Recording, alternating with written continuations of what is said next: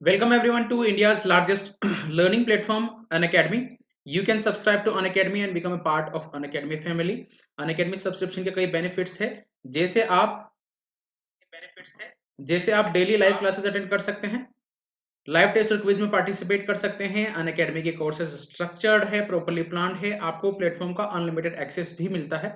इसके लिए आपको अनअकैडमी का लर्निंग ऐप डाउनलोड करना होगा प्ले स्टोर से, और सब्सक्रिप्शन के बाद आप कंट्री के टॉप एजुकेटर्स जैसे मृणाल पटेल सर, रोमन सैनी सर, इनके कोर्सेज ज्वाइन कर सकते हैं। सिलेबस को अनअकैडमी पर कॉम्प्रिहेंसिवली कवर कराया जाता है, चाहे वो प्रीलिम्स हो, मेंस हो या इंटरव्यू हो। जीएस का जो सब्सक्रिप्शन है उसका प्लान 1 मंथ से लेकर 36 मंथ तक आप ले सकते हैं। जनरली ये एडवाइजेबल है कि आप 1 to 3 ईयर का सब्सक्रिप्शन प्लान लें, और यहाँ पर AJ01 रेफरल कोड लगाने के बाद में आपको 10% डिस्काउंट भी मिल जाता है। आप आइकॉनिक सब्सक्रिप्शन भी ले सकते हैं। आइकॉनिक सब्सक्रिप्शन अनअकैडमी का 1-to-1 मेंटोरशिप प्रोग्राम है, जिसमें आपको एक पर्सनल कोच की गाइडेंस में प्रिपरेशन कर सकते हैं, मेंस के आंसर चेक करा सकते हैं, आपका स्टडी प्लानर और पर्सनल फीडबैक आपको दिया जाता है आपके पर्सनल कोच की हेल्प से। AJ01 कोड यहाँ पर लगाने के बाद आपको 10% डिस्काउंट मिलता है, और 1 to 3 ईयर तक के लिए आप सब्सक्रिप्शन ले सकते हैं अनअकैडमी का। आप ऑप्शनल का सब्सक्रिप्शन भी ले सकते हैं। ऑप्शनल का सब्सक्रिप्शन जो है 1 मंथ से लेकर 36 मंथ तक के लिए अवेलेबल है। AJ01 कोड लगाने के बाद में यहाँ पर भी आपको 10% डिस्काउंट मिल जाता है। नाउ अनअकैडमी कॉम्बैट की बात करते हैं। Unacademy combat is the most competitive gamified UPSC CSC battle है। ये एक तरह की टेस्ट सीरीज है जिसमें आप 45 मिनट्स में 60 क्वेश्चंस का एक टेस्ट दे सकते हैं। टोटल 13 कॉम्बैट या 13 टेस्ट है, 6 सेक्शन में ये डिवाइड है। आपका स्कोर जो है रिलेटिव होता है, और अल्टरनेट संडेज को ये टेस्ट होता है। अनअकैडमी कॉम्बैट अल्टरनेट संडेज को ऑर्गेनाइज होता है। अगर आपकी रैंक आती है 1 to 3, टॉप 3 में अगर आप आते हैं तो आपको 3 महीने का अनअकैडमी का सब्सक्रिप्शन या उसी के बराबर वैल्यू के अमेजन के गिफ्ट वाउचर मिलते हैं। अगर आपकी रैंक 4 to 150 आती है तो आपको 1000 रुपीज के अमेजन के गिफ्ट वाउचर मिलते हैं। तो लर्निंग के साथ में आपको रिवार्ड्स भी मिल रहे हैं। यूपीएससी सीसी 2021 में 6 महीने का टाइम ही बाकी है, और जीएस के अल्टीमेट बैचेस स्टार्ट हो चुके हैं। सिलेबस का फुल कवरेज, टॉप एजुकेटर की हेल्प से प्रीलिम्स के टेस्ट सीरीज, पीडीएफ में study material, doubt clearing session और इंटरव्यू की प्रिपरेशन कंट्री के टॉप एजुकेटर्स की हेल्प से। 2021 का प्रिपरेशन, 22 और 23 का प्रिपरेशन बाइलिंगुअल हिंदी और इंग्लिश जो भी आपका मीडियम है उसमें आप कर सकते हैं। 6 महीने का जो बैच है, फिर है आपका 1 ईयर और 2 ईयर के बैचेस अवेलेबल है। तो as per your need you can take subscription of any of these batches. Iconic subscription की प्राइस हाइक होने वाली है, तो सब्सक्रिप्शन जो इस चीज को दिमाग में रखें और जल्दी से जल्दी आइकॉनिक सब्सक्रिप्शन ले लें। My name is Ashpal Janwa, qualified for UPSC CSC mains examination, 2 times 3 times RS qualified, 3 to 5 years of teaching experience. Unacademy पर आप मुझे फॉलो कर सकते हैं, उसका लिंक आपको यहाँ पर दिया गया है, और मेरा टेलीग्राम चैनल को ज्वाइन कर लें। All know all non constitutional bodies of India part 2। तो नॉन कॉन्स्टिट्यूशनल बॉडीज को हम कवर कर रहे हैं, और इसका एक वीडियो ऑलरेडी आ चुका है जिसमें हमने नीति आयोग को कवर किया था। यहाँ पर इस क्लास में हम 4 नॉन कॉन्स्टिट्यूशनल बॉडीज को कवर करेंगे। तो चलिए स्टार्ट करते हैं क्लास। टेलीग्राम का लिंक आपको यहाँ पर दे रखा है, इसको जरूर ज्वाइन करें। AG01 जो मेरा रेफरल कोड है उसको लगाकर अनअकैडमी का सब्सक्रिप्शन ले लें।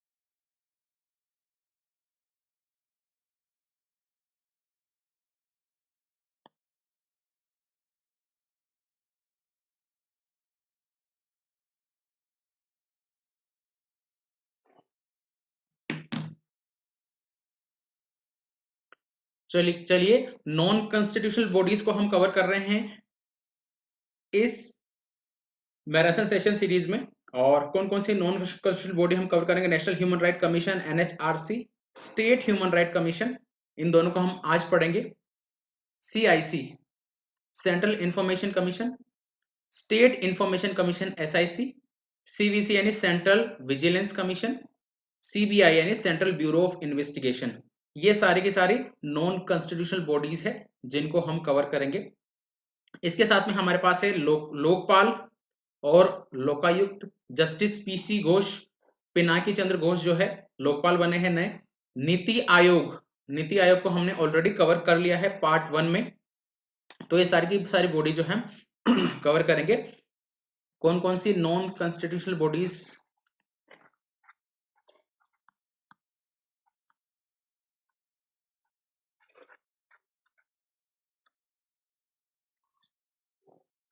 फर्स्ट है national human right commission,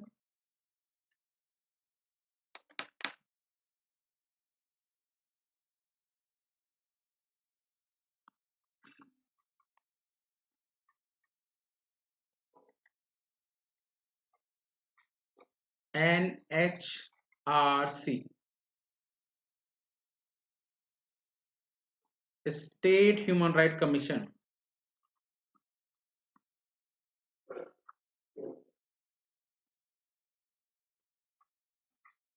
state human right commission.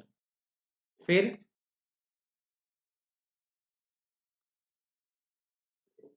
CIC, central information commission.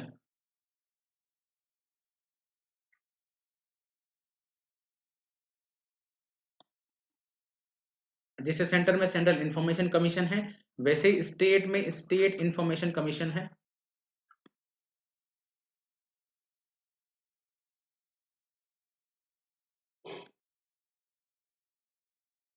SIC, फिर है central vigilance commission,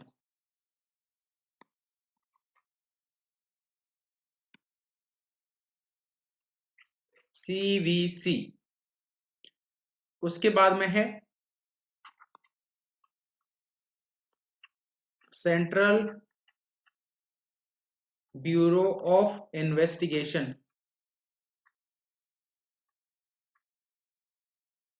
CBI, CBI central bureau of investigation. फिर है हमारा लोकपाल, लोकायुक्ता और नीति आयोग। तो ये नॉन कॉन्स्टिट्यूशनल बॉडीज है। एक्स्ट्रा कॉन्स्टिट्यूशनल बॉडीज है जो है पॉलिटी की बुक्स में भी आपको मिल जाएगी। और अगर आप बुक वाइज कवर कर रहे हैं तो एटलीस्ट लक्ष्मीकांत की बुक का अगर माने तो लक्ष्मीकांत की बुक के 9 चैप्टर्स जो है हम कवर करेंगे इस मैराथन सीरीज में। नीति आयोग को हमने ऑलरेडी कवर कर लिया है। बाकी बॉडीज को हम जो है 4 बॉडीज को इस पर्टिकुलर क्लास में कवर करेंगे। तो चलिए स्टार्ट करते हैं। सेंट्रल इंफॉर्मेशन कमीशन, CIC और स्टेट इंफॉर्मेशन कमीशन को हम सबसे पहले लेते हैं। नाउ ये पर्टिकुलर बॉडीज हमने क्यों ली है? दोनों की दोनों बॉडी सिमिलर नेचर है। सेंटर में और स्टेट में। ये पर्टिकुलर बॉडीज क्यों ली है हमने? सबसे पहले हमारे right to information act, RTI जो एक्ट है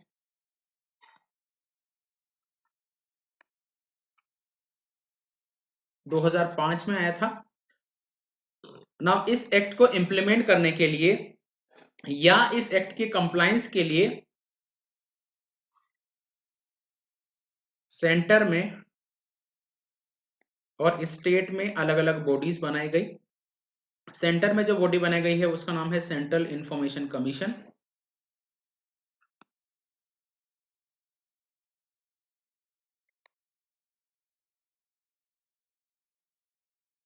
CIC, स्टेट में जो बॉडी बनाई गई है उसका नाम है स्टेट इंफॉर्मेशन कमीशन या SIC, तो ये आरटीआई एक्ट को इंप्लीमेंट करने के लिए ये दोनों बॉडी बनाई गई है, इन दोनों को ही पढ़ रहे हैं ना। इन दोनों को हमने साथ में क्यों लिया है, दोनों के सारे प्रोविजंस ऑलमोस्ट सिमिलर है।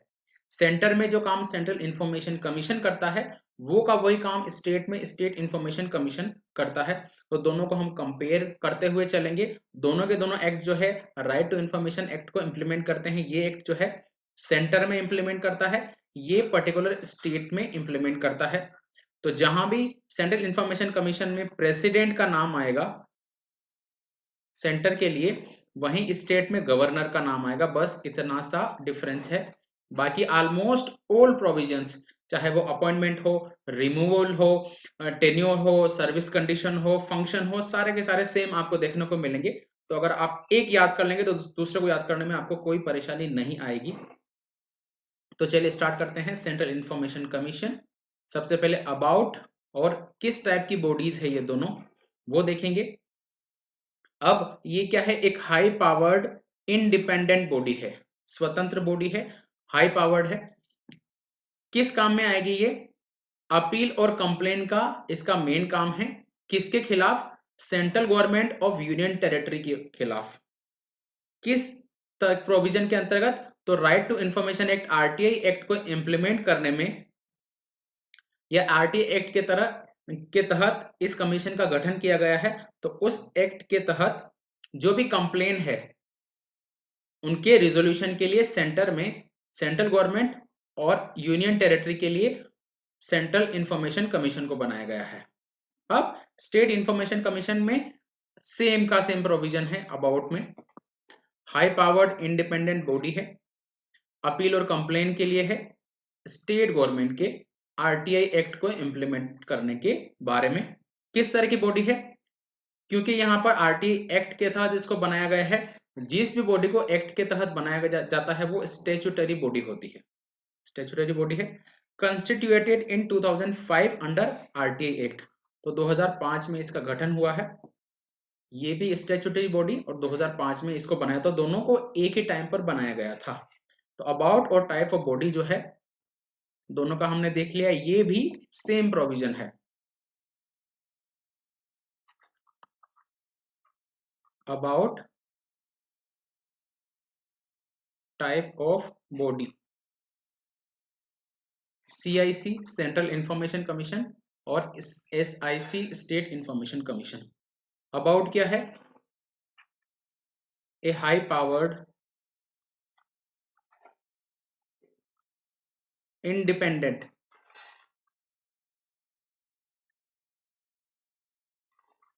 बॉडी, हाई पावर्ड है और इंडिपेंडेंट बॉडी है। किस पर्पस के लिए, कंप्लेंट और अपील के लिए अंडर आरटीआई एक्ट 2005। क्योंकि ये एक्ट के तहत बनाई गई है, जो भी बॉडी एक्ट के थ्रू बनाई जाती है वो होती है स्टैट्यूटरी बॉडी।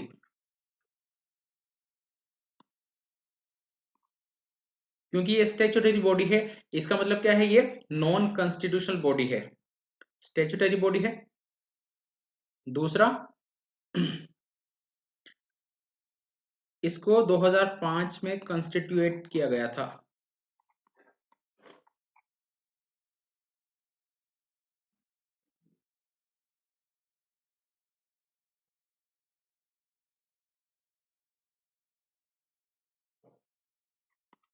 या इसका जो फॉर्मेशन है वो 2005 में हुआ था। नाउ SIC के कंटेक्स्ट में same high powered independent body है, कंप्लेंट और अपील के लिए स्टैट्यूटरी बॉडी है, और 2005 में भी इसको बनाया गया था। तो सेम, इसको याद करने की even you don't have to remember this. CIC का जो भी है वो ही SIC का प्रोविजन है अबाउट और टाइप ऑफ बॉडी में। आगे बढ़ते हैं। कंपोजिशन क्या है वो ध्यान रखना है, टेन्योर कितना है वो ध्यान रखना है। कंपोजिशन क्या कितना है, एक चीफ इंफॉर्मेशन कमिश्नर होता है और maximum 10 up to 10 information commissioner होते हैं। एसआईसी के कंटेक्स्ट में, स्टेट इंफॉर्मेशन कमीशन के कंटेक्स्ट में सेम, एक स्टेट इंफॉर्मेशन कमिश्नर होता है और मैक्सिमम 10 स्टेट इंफॉर्मेशन कमिश्नर्स होते हैं। टेन्योर क्या है? 5-65, 5 ईयर और 65 की एज, इसमें से जो भी अर्लियर हो, पहले आए, वो टेन्योर है। यहां पर भी 5-65 है। तो कंपोजिशन और टेन्योर,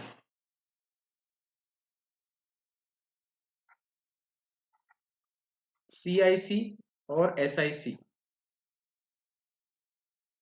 एक चीफ इंफॉर्मेशन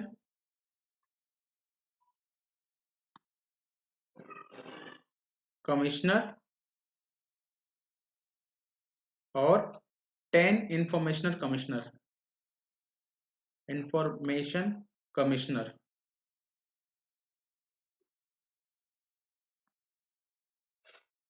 मैक्सिमम 10। तो ये कंपोजिशन है। एसआईसी का याद रखना है, सेम है।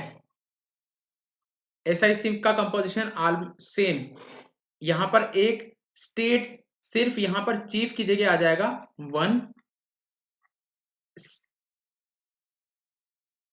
One state chief information commissioner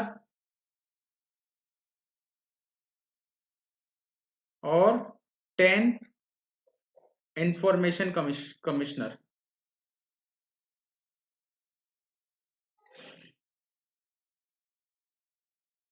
maximum तो सेम, ये सेंटर के कंटेक्स्ट में, ये स्टेट के कंटेक्स्ट में। टेन्योर क्या है? 5 साल तक काम कर सकता है या 65 ईयर्स की एज, 65 की एज, दोनों में से जो भी अर्लियर हो। मान लिया 4 साल ही काम किया और 65 साल की उम्र हो गई तो रिटायर हो जाएगा। मान लिया 3 साल ही काम किया, 65 साल की एज हो गई तो रिटायर हो जाएगा। एसआईसी के कंटेक्स्ट में सेम। तो एसआईसी का अलग से याद करने की जरूरत भी नहीं है आपको। कंपोजिशन और टेन्योर जो सीआईसी का है वही एसआईसी का है। तो इस तरह से आपको याद हो जाएगा इजीली। क्वालिफिकेशंस देखते हैं, कौन जो है बन सकता है सीआईसी और एसआईसी का मेंबर। तो आरटीआई एक्ट का जो सेक्शन 12(5) है, section 12(5) of RTA Act 2005, the CIC and other ICs shall be person of eminence in field in public life with experience in field of management, law, social services, science, journalism, technology, governance, mass media और administration. Section 12(5) जो है RTI act का, उसके अंतर्गत public life में जो eminent person है, अलग अलग फील्ड में, फील्ड यहां पर दिए गए हैं, इनमें जिसको भी एमिनेंट पर्सन है उनको सीआईसी और एसआईसी बना सकते हैं। स्टेट इंफॉर्मेशन कमीशन के कंटेक्स्ट में ये जो प्रोविजन है एग्जैक्टली सेम है, कॉपी पेस्ट प्रोविजन है। वो भी सेक्शन 12(5) आरटीआई एक्ट का 2015 का, person of eminence in public life, अलग अलग फील्ड में, चाहे वो मैनेजमेंट हो, लॉ हो, social service, science, journalism, technology, governance, mass media, administration, in field का कोई भी एमिनेंट पर्सन जो है सीआईसी और एसआईसी का मेंबर बन सकता है। तो क्वालिफिकेशन भी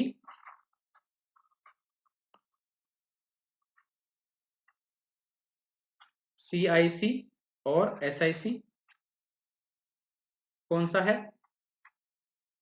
section 12(5), 12(5) of RTI act 2005,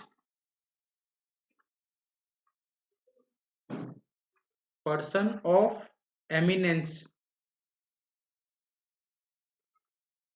in public life. Public life में जो भी एमिनेंट पर्सन है, चाहे वो मैनेजमेंट के फील्ड में हो, लॉ के फील्ड में हो, गवर्नेंस के फील्ड में हो, एडमिनिस्ट्रेशन के फील्ड में हो,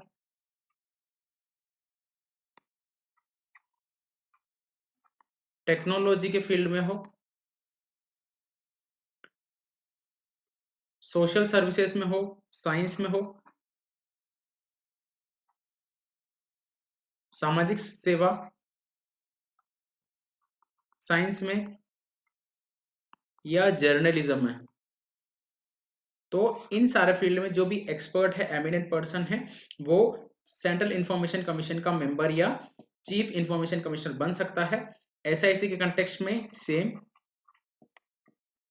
सेक्शन कौन सा है, 12(5) RT act 2005, person of eminence in public field in these, जो भी फील्ड मेंशन कर रखे हैं उनमें अगर होगा तो वो स्टेट इंफॉर्मेशन कमीशन का स्टेट चीफ इंफॉर्मेशन कमिश्नर या इंफॉर्मेशन कमिश्नर बन सकता है। क्वालिफिकेशन हमने देख ली, आगे बढ़ते हैं। अपॉइंटमेंट कौन करता है, कैसे होता है अपॉइंटमेंट? तो अपॉइंटमेंट करते हैं प्रेसिडेंट ऑफ इंडिया, भारत के राष्ट्रपति, सेंट्रल इंफॉर्मेशन कमीशन के जो चेयरमैन और मेंबर का। कमेटी कौन सी होती है? तो कमेटी होती है, कमेटी के हेड होते हैं prime minister of India, India के पीएम। मेंबर्स कौन कौन से होंगे? एक कैबिनेट मिनिस्टर होगा, कोई सा भी हो सकता है कैबिनेट मिनिस्टर, जिसका नॉमिनेशन करेंगे प्राइम मिनिस्टर ऑफ इंडिया, और लोकसभा का लीडर ऑफ अपोजिशन। तो एक कैबिनेट मिनिस्टर और leader of opposition of Lok Sabha, ये दोनों होंगे कमेटी के मेंबर। री अपॉइंटमेंट नहीं हो सकता, you have to remember this particular fact के they are not eligible for reappointment. State information commission के कंटेक्स्ट में अपॉइंटमेंट गवर्नर करेगा। कमेटी क्या होगी? पीएम की जगह हेड कमेटी का कौन होगा? Chief minister. मेंबर्स कौन कौन से होंगे? यहाँ पर सेंट्रल का कैबिनेट मिनिस्टर है, तो यहाँ पर स्टेट का कैबिनेट मिनिस्टर होगा। नॉमिनेट कौन करेगा? सीएम करेगा। Leader of opposition in Lok Sabha, तो यहाँ पर leader of opposition state legislative assembly या विधानसभा का। और यहाँ पर भी री होता, तो अपॉइंटमेंट के प्रोविजंस भी ऑलमोस्ट सेम है।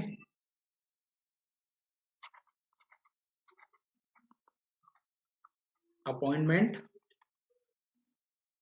Chief information commissioner, state information commissioner bye president of India, Bharat के राष्ट्रपति के द्वारा। कमेटी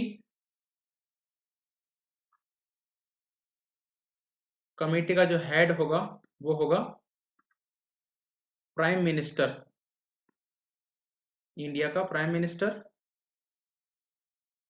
कमेटी के मेंबर्स कौन कौन होंगे?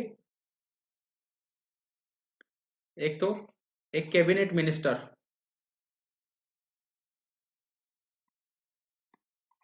और इस कैबिनेट मिनिस्टर का nomination by PM of India, prime minister nominate करेंगे। दूसरा मेंबर होगा लीडर ऑफ अपोजिशन,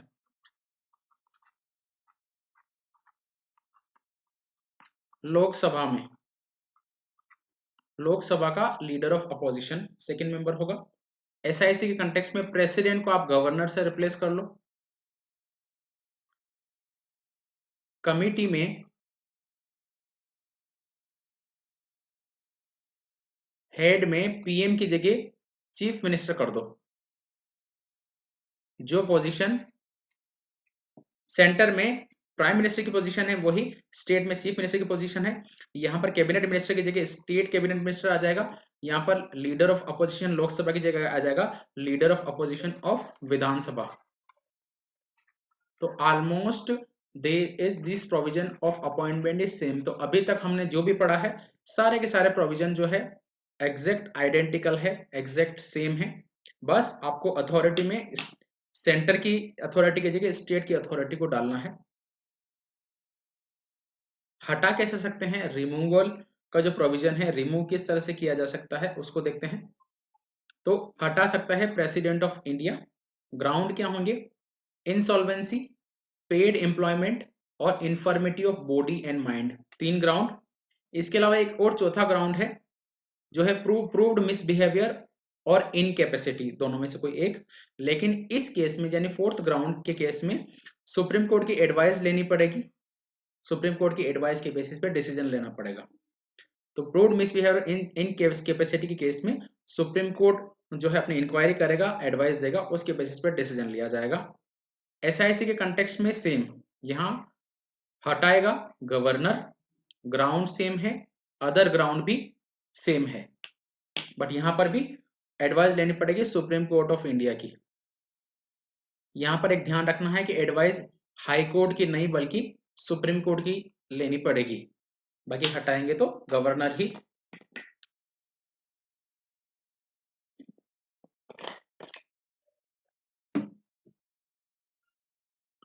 तो रिमूवल की बात करते हैं।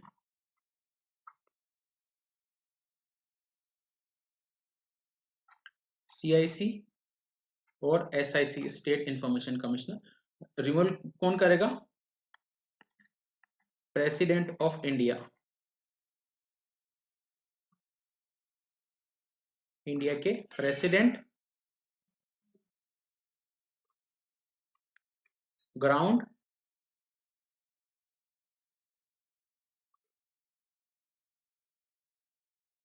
इंसॉल्वेंसी, पेड एम्प्लॉयमेंट, इंसॉल्वेंसी का मतलब क्या है? दिवालिया हो गया, कोई पर्सन दिवालिया हो गया है, या पेड एम्प्लॉयमेंट में एंगेज हो गया, किसी कॉन्ट्रैक्ट में एंगेज हो गया। Infirmity of body and mind, mind दिमाग से या शरीर से इनफर्म हो गया है, या शारीरिक रूप से अक्षम हो गया है, मानसिक रूप से अक्षम हो गया है तब। और प्रूव्ड मिसबिहेवियर,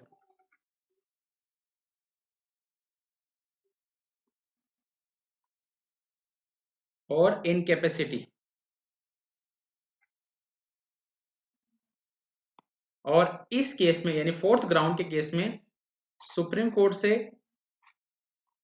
एडवाइस लेना पड़ेगा और उस एडवाइस के अकॉर्डिंग जो है डिसीजन लेना पड़ेगा कि हटाना है या नहीं हटाना है। एसआईसी के केस में प्रेसिडेंट की जगह आएगा गवर्नर, ग्राउंड जो है सेम है, और जो लास्ट डी पॉइंट है प्रूव मिसबिहेवियर, यहां पर भी सुप्रीम कोर्ट की एडवाइस ही लेना है। यहां पर ध्यान रखना है कि हाई कोर्ट की एडवाइस नहीं लेना है।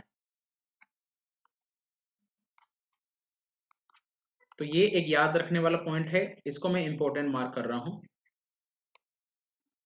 तो इस तरह से हटाने का प्रोविजंस है, 4 ग्राउंड है वो देख लिए, प्रेसिडेंट और गवर्नर हटाते हैं। नाउ फंक्शंस क्या है, क्या क्या काम करेगा? हमने सेंट्रल इंफॉर्मेशन कमीशन और स्टेट इंफॉर्मेशन कमीशन सेट तो कर दिया, ये काम क्या करेगा? अब काम को समझने के लिए हमें क्या देखना पड़ेगा कि बेसिकली आरटीआई एक्ट क्या है।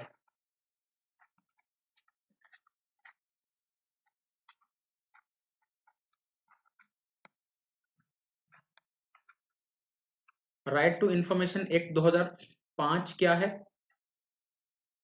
ये एक्ट क्या है? सूचना का अधिकार, जिसमें आप जो है जो मेंशन डिपार्टमेंट है एक्सेप्शंस के अलावा वहां से कोई इंफॉर्मेशन मंगा सकते हैं, चाहे वो हार्ड कॉपी में हो या सॉफ्ट कॉपी में हो, ईमेल के थ्रू या फोटोकॉपी की फॉर्म में इंफॉर्मेशन मंगा सकते हैं। अब ये जो सीआईसी और एसआईसी को सेटअप क्यों किया गया है? इस आरटीआई एक्ट के इम्प्लीमेंटेशन के लिए। अगर इसका कंप्लायंस नहीं होता तो उस केस में जो इंफॉर्मेशन लेने वाला व्यक्ति है उसके पास क्या क्या प्रावधान है, किस तरह से वो जो है कंप्लायंस करा सकता है। तो उसके लिए मान लिया आपने कोई इंफॉर्मेशन मांगी, जैसे आपका नाम है राम, राम ने कोई इंफॉर्मेशन मांगी। अब राम ने जो इंफॉर्मेशन मांगी, राम को क्या हुआ? एक तो फॉल्स इंफॉर्मेशन दी, गलत इंफॉर्मेशन दी, या फिर इम्प्रॉपर इंफॉर्मेशन दी, या इंफॉर्मेशन देने में कुछ और गड़बड़ी कर दी। दूसरा, इंफॉर्मेशन देने का एक फिक्स टाइम फ्रेम होता है कि इतने दिनों के अंतर्गत इंफॉर्मेशन देनी है। टाइम फ्रेम को फॉलो नहीं किया। इंफॉर्मेशन देनी थी 30 दिन में मैक्सिमम, आपको इंफॉर्मेशन दी 1 साल के बाद में, तो टाइम फ्रेम को फॉलो नहीं किया। फिर इंफॉर्मेशन देने के लिए फीस चार्ज करते हैं। ना फी चार्ज होता है वो नॉमिनल होता है, बहुत कम फीस होती है। मान लिया आपसे 2 रुपए लेने थे और आपसे ले लिए 2000 रुपए इंफॉर्मेशन देने के, तो फीस चार्जेस के केस में ये हो सकता है। ठीक है, अब इंफॉर्मेशन लेनी पड़ती है पीआरओ से, या फिर इस एक्ट को इंप्लीमेंट करने के लिए हर अथॉरिटी एक PRO, public relations officer appoint करती है। मान लिया आपने किसी पर्टिकुलर पीडब्ल्यूडी डिपार्टमेंट से इंफॉर्मेशन मांगी, डिपार्टमेंट ने पीआरओ बनाया ही नहीं, तो पीआरओ का नॉन अपॉइंटमेंट किया, अपॉइंटमेंट हुआ ही नहीं। तो इनमें से, इन सारे रीजन से या इनमें से किसी एक भी रीजन से आपका क्या हुआ, आपको जो इंफॉर्मेशन चाहिए थी वो नहीं मिली, या उसमें डिले हो गया, या आप जो है इस एक्ट की जो गाइडलाइन है उसको फॉलो नहीं किया गया, उस केस में आपके क्या है, जो ग्रीवेंसेस है उसके रिड्रेसल के लिए आप एसआईसी या सीआईसी में कंप्लेन कर सकते हैं। You can complain in SIC and CIC. तो फंक्शन क्या होगा, फर्स्ट सबसे पहले तो कंप्लेन का रिजोल्यूशन,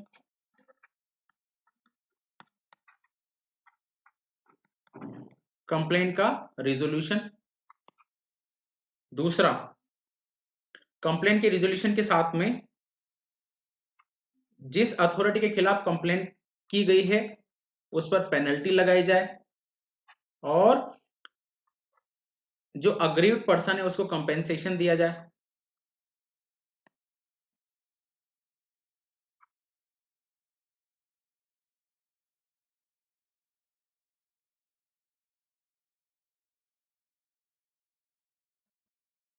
फिर आरटीआई एक्ट का 2005 का कंप्लायंस कि एक्ट की पालना हो, इसको इंश्योर करने का काम होगा, एक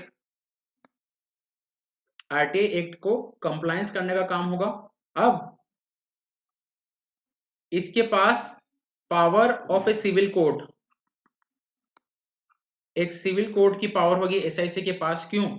क्योंकि किस तरह से पालना कराएगा इसके लिए पावर होनी चाहिए सिविल कोर्ट की, ताकि वो जो है आदेश दे सके, तो पावर ऑफ सिविल कोर्ट। तो मेन फंक्शन और काम यही होंगे। इसके अलावा एक काम और हो सकता है कि जो पब्लिक रिकॉर्ड है, तो पब्लिक रिकॉर्ड को किस तरह से मेंटेन किया जाए,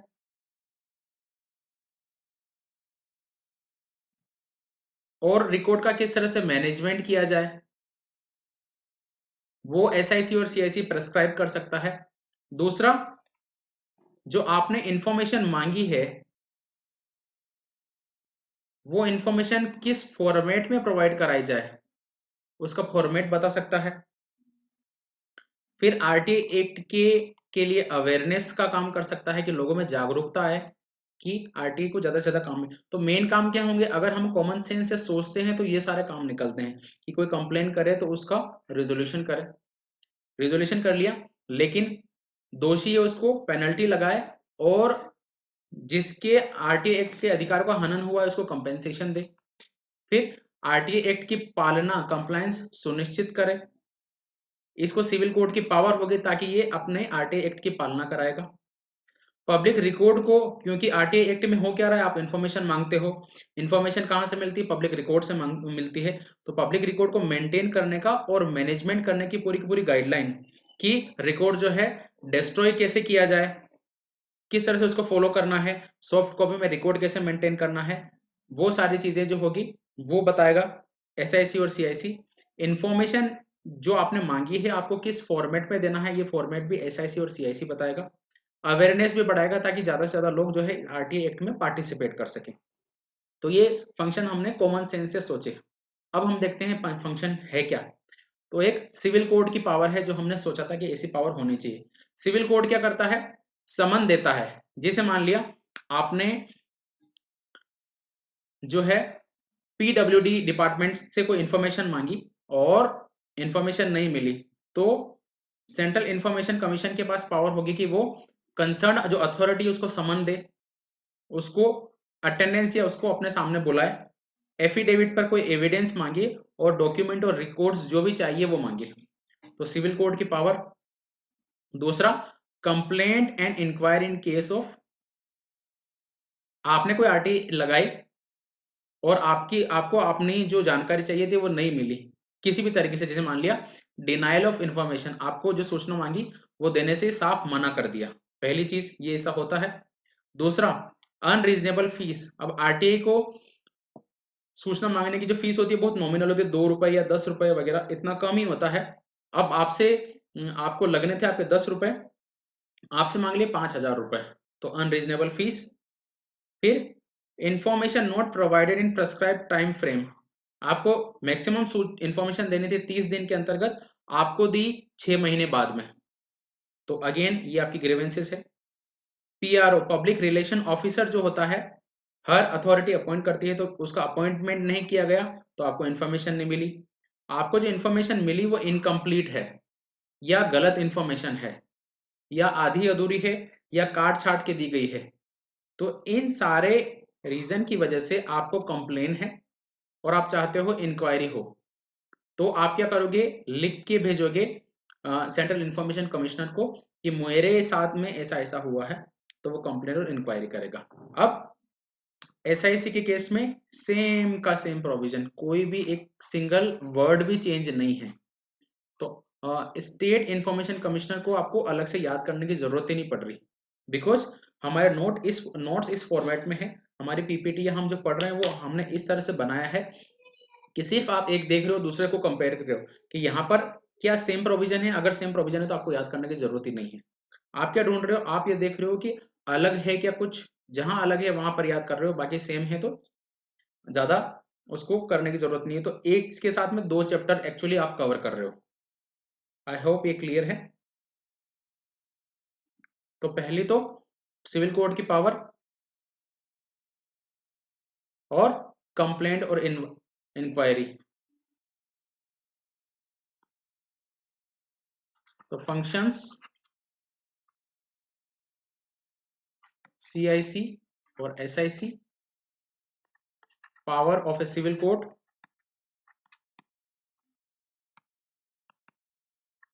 एक सिविल कोड की पावर, सिविल कोड की पावर क्या होती है, समन देना, समन भेज के बुलाना, और समन जैसे आता है आदमी डर जाता है, ठीक है। एनफोर्सिंग अटेंडेंस,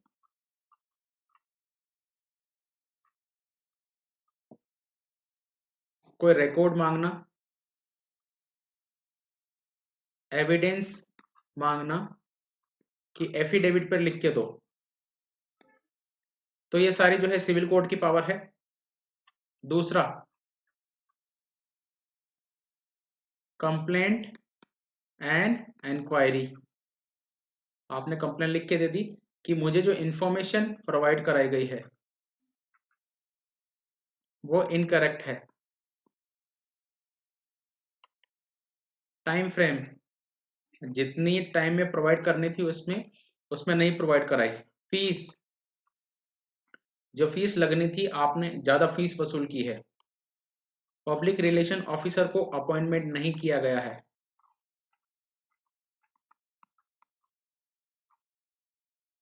फिर आपको जो इन्फॉर्मेशन मांगी थी वो मना कर दिया, डिनायल, आपको देने से मना कर दिया, तो इन सभी ग्राउंड पर आप कंप्लेंट कर सकते हो, और एसआईसी के कंटेक्स्ट में ये फंक्शन सेम है। तो कुछ फंक्शन देख लिए, आगे बढ़ते हैं। Initiating inquiry by itself, suo motu power. अब ज्यादातर केस में क्या होता है, इंक्वायरी होती है कि किसी ने कंप्लेन की तब इंक्वायरी करेगी, लेकिन जब सीआईसी और एसआईसी को लगेगा कि हम को अपने आप इंक्वायरी इनिशिएट करनी है, तो उनके पास स्यू मोटो पावर भी होती है, उसके थ्रू खुद भी इंक्वायरी इनिशिएट कर सकते हैं। ensuring compliance of its order by अपना, फिर एसआईसी या सीआईसी ऑर्डर देगा और अपने ऑर्डर को की पालना सुनिश्चित कराएगा। तो कैसे करेगा?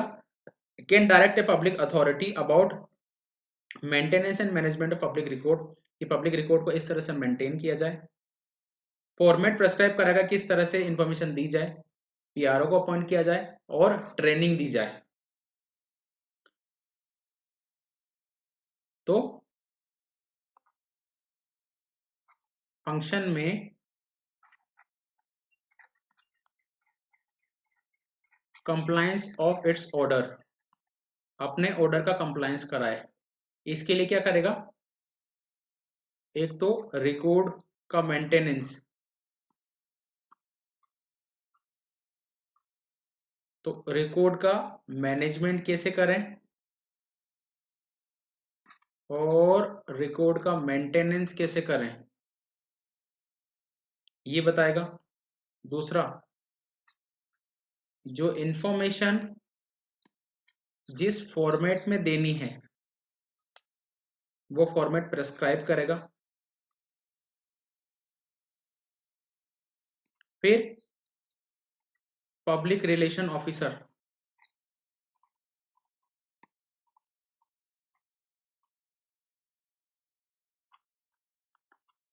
पीआरओ का जो अपॉइंटमेंट है वो सुनिश्चित कराएगा, क्योंकि पीआरओ के अपॉइंटमेंट के बिना इस एक्ट को इंप्लीमेंट कर ही नहीं सकते।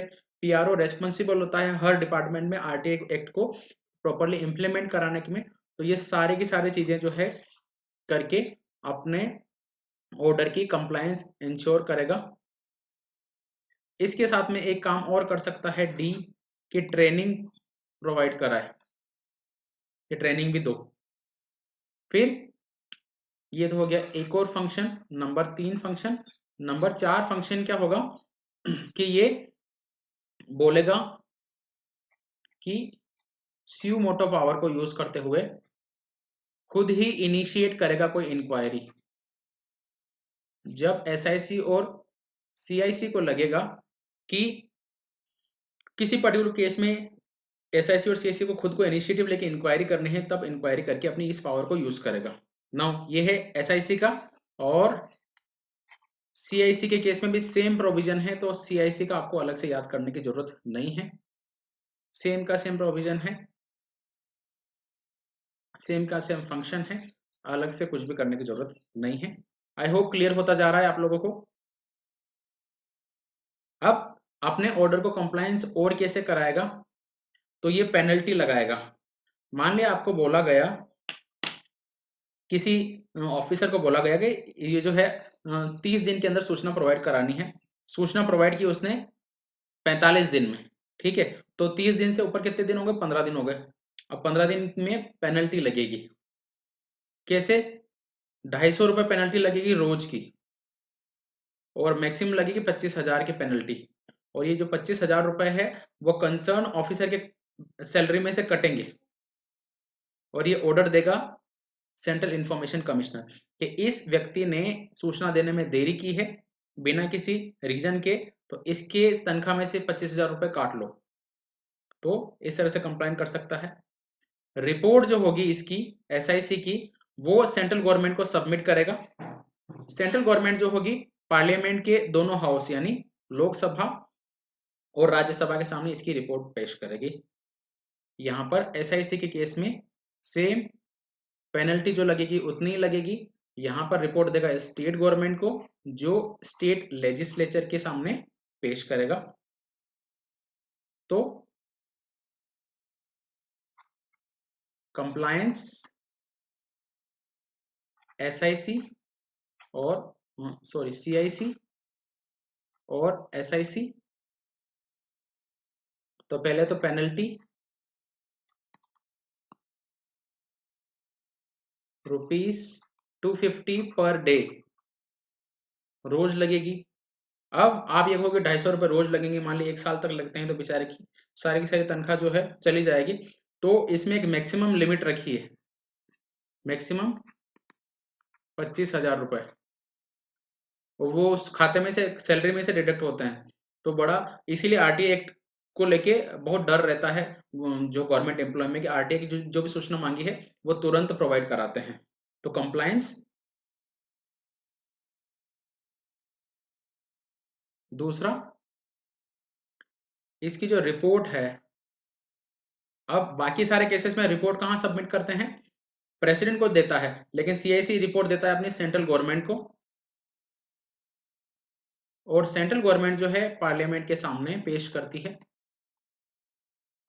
पार्लियामेंट में दोनों हाउस जो है, लोकसभा और राज्यसभा के सामने इस रिपोर्ट को पेश किया जाता है। एसआईसी के केस में पेनल्टी सेम है और रिपोर्ट जाती है स्टेट गवर्नमेंट को, और स्टेट गवर्नमेंट में जो है स्टेट की विधानसभा, और अगर विधान परिषद भी है तो विधान परिषद के सामने भी पेश की जाएगी। तो इस तरह से कंप्लायंस और रिपोर्ट के प्रोविजंस है एसआईसी और सीआईसी के।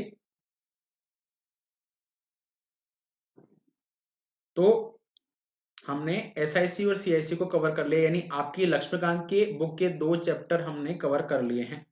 एक बार मैं ब्रीफली इसको आपका रिवीजन करा देता हूं ताकि आपको कोई भी पॉइंट जो है आपका मिस नहीं होवे।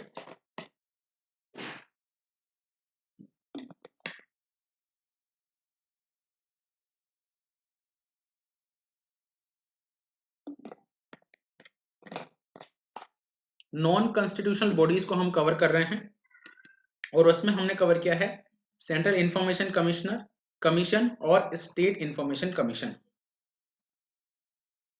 सेंटर में सेंट्रल इंफॉर्मेशन कमीशन होता है और स्टेट में होता है स्टेट इंफॉर्मेशन कमीशन। दोनों के दोनों जो कमीशन है वो आरटीआई एक्ट 2005 को इम्प्लीमेंट या उसको लागू करने के लिए, उसके कंप्लायंस के लिए बनाए गए हैं। दोनों ही हाई पावर इंडिपेंडेंट बॉडी है और मेन काम है इनका अपील और कंप्लेंट का रेजोल्यूशन करना। एसआईसी के केस में सेम है। किस तरह की बॉडी है, स्टैट्यूटरी बॉडी है। स्टैट्यूटरी क्यों है, क्योंकि ये आरटीआई एक्ट के तहत बनाई गई है, 2005 में बनाया गया था दोनों को ही। अब कंपोजिशन क्या है, एक तो इसमें चीफ इंफॉर्मेशन कमिश्नर होगा और 10 इंफॉर्मेशन कमिश्नर होंगे। यहां पर एक स्टेट इंफॉर्मेशन कमिश्नर होगा और 10 स्टेट इंफॉर्मेशन कमिश्नर होंगे, तो दोनों का सेम है। टेन्योर क्या है, 5 साल की तक काम कर सकता है और 65 साल की उम्र तक, दोनों में से जो पहले आए।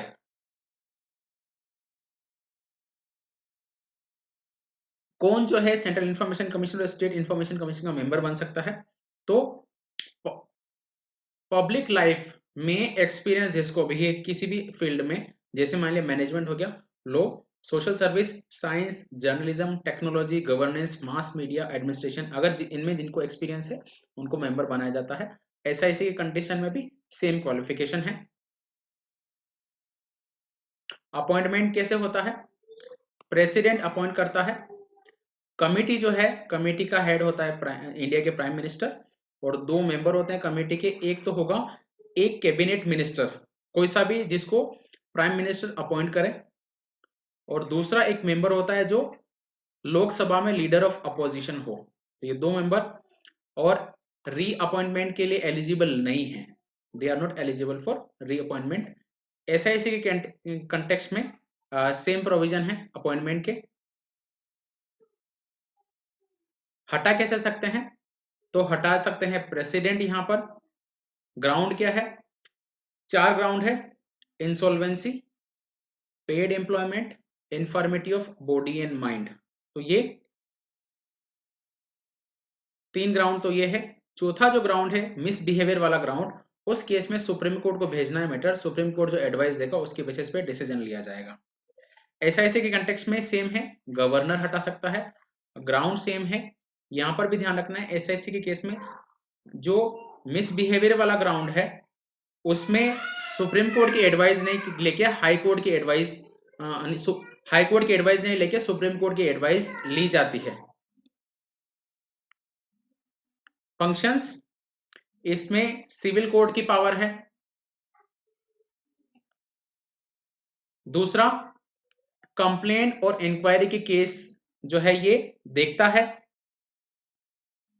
फिर अपने आप या सू मोटो इंक्वायरी भी कर सकता है। अपने ऑर्डर की कंप्लायंस करा सकता है अलग अलग तरीके से, और इसकी जो रिपोर्ट होगी वो सेंट्रल गवर्नमेंट को देगा, ये एसआईसी रिपोर्ट देगा स्टेट गवर्नमेंट को। तो इस तरह से हमने सीआईसी और एसआईसी को कंप्लीट कवर कर लिया है। आगे बढ़ रहे हैं, other non constitutional bodies of India, national human right commission और स्टेट ह्यूमन राइट कमीशन, इसको हम कवर कर रहे हैं। तो लक्ष्मीकांत की बुक के हमारे नॉन कॉन्स्टिट्यूशनल बॉडी के 3 चैप्टर कवर हो गए हैं। नीति आयोग को हमने कल कवर किया था, 2 बॉडीज अभी कर ली, तो टोटल 3 चैप्टर हो गए हैं। अब 2 चैप्टर और कवर कर रहे हैं हम, एनएचआरसी और एसएचआरसी। तो चलिए सबसे पहले समझते हैं कि ये बॉडी क्या होती है। इंसान जो है, इंसानों के ह्यूमन राइट से मानवाधिकार है। मानवाधिकार क्या है? हम ह्यूमंस हैं और ह्यूमन होने के नाते हमारे कुछ बेसिक राइट है, जैसे लिबर्टी का राइट है, फ्रीडम का राइट है, आप कह सकते हैं फ्रेटर्निटी का राइट है, ब्रदरहुड का राइट है, लव और एम्पैथी, जो सारे जो बेसिक ह्यूमन राइट है वो सारे अधिकार हमारे पास में है। नाउ इन ह्यूमन राइट्स को इंश्योर करने के लिए, सभी इंसानों को ये ह्यूमन राइट्स मिले, इनको इंश्योर करने के लिए ह्यूमन राइट कमीशन बनाए गए हैं विश्व के अलग अलग देशों में। भारत में भी इन प्रोविजन को जो है इंडियन कॉन्स्टिट्यूशन में मेंशन किया गया है। Liberty, equality, fraternity Indian constitution में मेंशन किया गया है, पहला। दूसरा, अलग अलग लॉज में मेंशन किया गया है, सुप्रीम कोर्ट के जजमेंट में मेंशन किया गया है, या फिर हाई कोर्ट ने अलग अलग जजमेंट दिए हैं वहां पर मेंशन किया गया है, पार्लियामेंट ने अलग अलग एक्ट बनाए हैं उसमें मेंशन किया गया है। तो ह्यूमन राइट्स को कई जगह मेंशन किया गया है।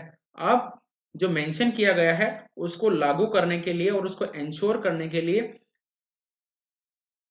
सेंटर में और स्टेट में, सेंटर में बनाया गया है नेशनल ह्यूमन राइट कमीशन,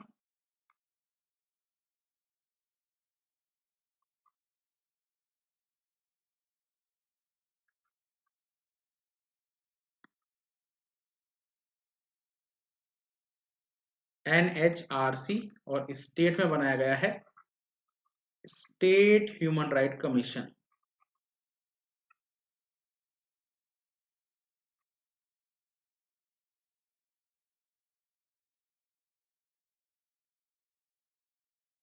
तो इस तरह से इसको बनाने का आइडिया इस तरह से आया है ना। ओरिजिन कैसे हुआ इसका, उसको देखते हैं दोनों का। अगेन हमारे पढ़ने का तरीका क्या होगा, दोनों को कंपेयर करके पढ़ेंगे हम। जहां पर सिमिलर प्रोविजन होंगे उसको याद नहीं करेंगे, जहां पर प्रोविजन अलग आएगा उसको याद करेंगे, ठीक है। ओरिजिन हुआ तो protection of human right act आया 1993 में। इस एक्ट के तहत नेशनल ह्यूमन राइट कमीशन का गठन किया गया और इसी एक्ट के तहत हर स्टेट में स्टेट ह्यूमन राइट कमीशन का प्रोविजंस रखा गया, फर्स्ट। फिर इस एक्ट में अमेंडमेंट हुए हैं, जैसे 2006 में इसको अमेंड किया गया था और रिसेंटली 2019 में अमेंडमेंट किया गया है। तो 2019 वाला जो अमेंडमेंट है वो इंपॉर्टेंट है, the protection of human right amendment act 2019, ये इंपॉर्टेंट है। और क्योंकि इसको एक्ट के थ्रू बनाया गया है इसलिए ये स्टेचुटरी बॉडी है। जिस भी बॉडी को किसी पर्टिकुलर एक्ट के थ्रू बनाया गया है वो उसको स्टेचुटरी बॉडी कहा जाता है। तो protection of human right amendment act 1993 के थ्रू बनाया गया है, एनएचआरसी और एसएचआरसी स्टेचुटरी बॉडी है।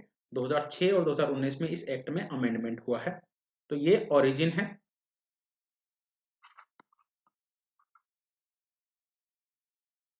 National human right commission, state human right commission.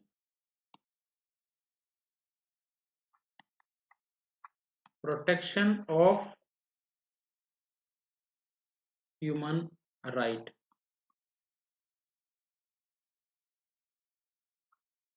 Act 1993, SHRC का सेम प्रोविजन है, इसको अमेंड किया गया है 2006 में और 2019 में। ये स्टेचुटरी बॉडी है, इसको किसी एक्ट के थ्रू बनाया गया है। तो ये ओरिजिन है। और एसएचआरसी के केस में सेम, जब भी एनएचआरसी में अमेंडमेंट हुआ है तब इसमें हुआ है, ये भी स्टेचुटरी बॉडी है। तो ओरिजिन हमने देख लिया। इसको क्यों सेटअप किया गया वो हमने देखा। ये watchdog of human right in India है और ये watchdog of human right in Indian states है। तो इंडिया में ह्यूमन राइट के लिए या सेंट्रल लेवल पर ह्यूमन राइट्स के लिए एनएचआरसी, और स्टेट लेवल पर ह्यूमन राइट के लिए S state human right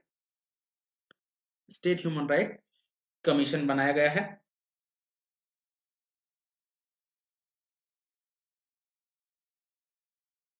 appointment कैसे होता है, ये अभी रिसेंटली अपॉइंटमेंट इंपॉर्टेंट है।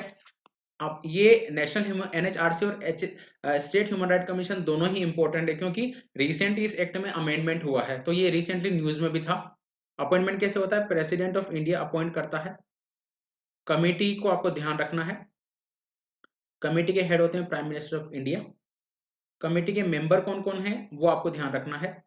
तो लोकसभा के speaker, leader of opposition Lok Sabha के, फिर जैसे लोकसभा का स्पीकर है वैसे राज्यसभा के डेप्यूटी चेयरमैन होते हैं तो वो, और leader of opposition in Rajya Sabha. तो लोकसभा के 2 मेंबर, राज्यसभा के 2 मेंबर और एक सेंट्रल होम मिनिस्टर, केंद्रीय गृह मंत्री, ये होते हैं एनएचआरसी के अपॉइंटमेंट में। SHRC state human right commission में गवर्नर, कमेटी के हेड कौन होंगे, chief minister of this state के सीएम। मेंबर कौन कौन होंगे, देखिए स्टेट में विधानसभा होती है, हर स्टेट में विधान परिषद नहीं है, तो जहां पर भी सिर्फ विधानसभा है वहां पर क्या होगा, एक तो विधानसभा का स्पीकर और लीडर ऑफ अपोजिशन। इसके अलावा यहां पर है केंद्रीय गृह मंत्री, तो यहां पर होगा स्टेट होम मिनिस्टर या राज्य गृह मंत्री। अब जहां पर स्टेट लेजिस्लेटिव काउंसिल है या विधान परिषद है, वहां पर विधान परिषद का चेयरमैन और लीडर ऑफ अपोजिशन, ये आपको ध्यान रखना है। अब यहां पर अपॉइंटमेंट को एक बार और लिख लेते हैं ताकि आपके दिमाग में बैठ जाए। एनएचआरसी और state human right commission, appointment president के द्वारा, कमेटी, कमेटी का हेड कौन होगा, प्राइम मिनिस्टर, देश के प्रधानमंत्री कमेटी के हेड होंगे। मेंबर्स, मेंबर्स को थोड़ा ध्यान से देखिएगा आप। मेंबर्स में फर्स्ट होगा यूनियन होम मिनिस्टर, केंद्रीय गृह मंत्री। दूसरा लोकसभा से, एक तो लोकसभा का स्पीकर और लीडर ऑफ अपोजिशन।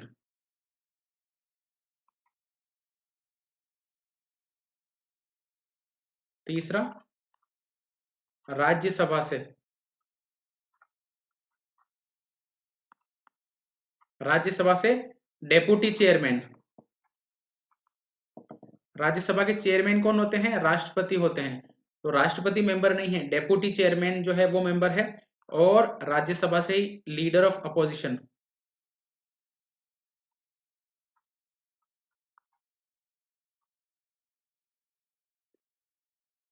ये आपको याद रखना है। कौन कौन से पॉइंट याद रखना है, जो है हेड जो होंगे पीएम होंगे वो आपको याद रहेगा। मेंबर्स में आपको याद रखना है, एक तो होम मिनिस्टर मेंबर है, इस पर मैं स्टार मार्क कर रहा हूं, यूनियन होम मिनिस्टर मेंबर है।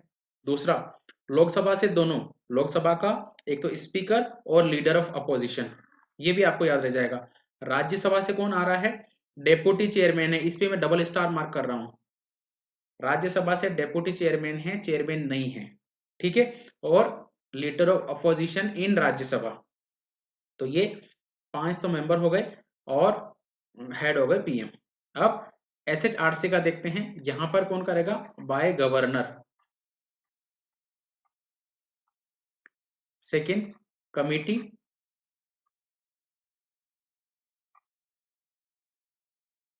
हेड चीफ मिनिस्टर,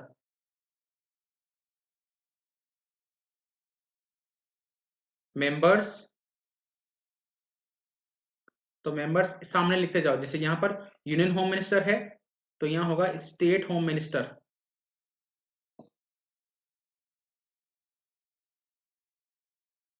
दूसरा, जैसे सेंटर में लोकसभा है, राज्य में क्या होगी? विधानसभा।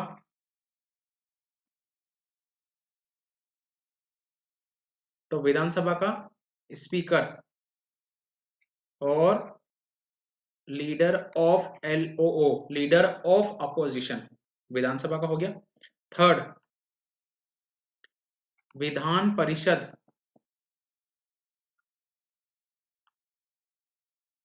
तो विधान परिषद से अब विधान परिषद का जो है डेप्यूटी चेयरमैन नहीं होता, वहां पर चेयरमैन ही होता है। तो विधान परिषद का चेयरमैन और एलओओ, लीडर ऑफ अपोजिशन, ये आपको याद रखना है, दिमाग में बिठा लेना है। तो ये अपॉइंटमेंट का सिस्टम, अपॉइंटमेंट की कमेटी देख ली। I hope it is clear. Clear हो गया अपॉइंटमेंट किस तरह से होता है। 5 मेंबर है। लीडर हमेशा क्या होगा? कमेटी का जो हेड होगा वो होगा या तो एनएचआरसी केस में यूनियन गवर्नमेंट का हेड, एसएचआरसी केस में स्टेट गवर्नमेंट का हेड। तो पीएम या सीएम, होम मिनिस्टर दोनों के केस में होगा। लोकसभा और विधानसभा, इनमें दोनों के स्पीकर और लीडर ऑफ अपोजिशन। राज्यसभा वाले केस में deputy chairman, not chairman, chairman नहीं, डेप्यूटी चेयरमैन और लीडर ऑफ अपोजिशन। अगर विधान परिषद है तो चेयरमैन और leader of opposition in Vidhan Parishad. ये एनएचआरसी का अपॉइंटमेंट का मैकेनिज्म है। अब कंपोजिशन को आपको याद रखना है। Composition I would say most important, क्योंकि कंपोजिशन अभी रिसेंटली चेंज किया गया है। कंपोजिशन रिसेंटली चेंज किया गया है। एक चेयरमैन होता है। अब अर्लियर यानी पहले ऐसा था कि चेयरमैन कौन बन सकता था? एक retired chief justice of India only. Chief just जो इंडियन सुप्रीम कोर्ट का चीफ जस्टिस जो रिटायर हो गया है वो चेयरमैन बन सकता था। अभी ये चेंज हो गया, इस पे मैं स्टार मार्क कर रहा हूं। दूसरा, मेंबर्स पहले क्या थे? पहले फुल टाइम मेंबर्स से 4। Earlier there were 4 full time members. Full time member कौन कौन से थे? 2 तो जुडिशियरी से आते थे, जैसे मान लिया एक सर्विंग या रिटायर्ड जज ऑफ सुप्रीम कोर्ट। एक तो रिटायर या सेवारत जो है सुप्रीम कोर्ट का जज। दूसरा, एक सर्विंग और retired chief justice of high court, high court का चीफ जस्टिस। तो 2 मेंबर तो ये हो गए, एक ये हो गया, एक ये हो गया। फिर 2 मेंबर ये होते थे, 2 person having experience in field of human right की फील्ड में 2 व्यक्ति जिनको एक्सपीरियंस हो। तो ये 4 मेंबर तो ये फुल टाइम होते थे। इसके अलावा 4 डीम्ड मेंबर होते थे। डीम्ड मेंबर का मतलब क्या है? एक्स ऑफिशियो मेंबर, जो बाय डिफॉल्ट मेंबर होते थे। अब ये डीम्ड मेंबर या बाय डिफॉल्ट मेंबर कौन कौन से होते थे? तो अलग अलग जो कमीशन है देश में, जैसे मान लिया एससी का कमीशन है, एसटी का है, वुमन का कमीशन है और माइनॉरिटी का कमीशन है। ये जो 4 कमीशन है, इन चारों कमीशन के chairman by default human right commission के मेंबर होते थे। तो क्या यहां पर हम देखते हैं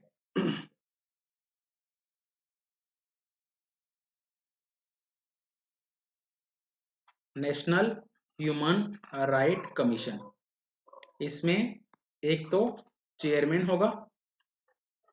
पहले ये प्रोविजन था कि चेयरमैन जो होगा एक retired chief justice of supreme court. इसको स्टार मार्क कर रहा हूं, पहले ऐसा था। अब इसमें क्या चेंज किया गया है उसको हम देखेंगे। इसमें चेंज ये किया गया है, retired chief justice of supreme court तो बन ही सकता है चेयरमैन, और इसके साथ में सुप्रीम कोर्ट का जज भी चेयरमैन बन सकता है।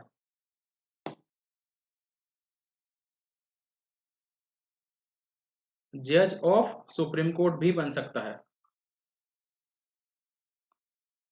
तो जो नया वाला प्रोविजन है उसको बॉक्स में डाल रहा हूं मैं, ये रिसेंट प्रोविजन है, इसको डबल स्टार मार्क कर रहा हूं। तो पहले जहां पर सिर्फ रिटायर्ड चीफ जस्टिस ही बन सकता था, आजकल सुप्रीम कोर्ट का जज भी बन सकता है। दूसरा, ये तो चेयरमैन की बात हो गई ए। अब हम मेंबर्स की बात कर रहे हैं। मेंबर्स में फर्स्ट थे फुल टाइम मेंबर्स।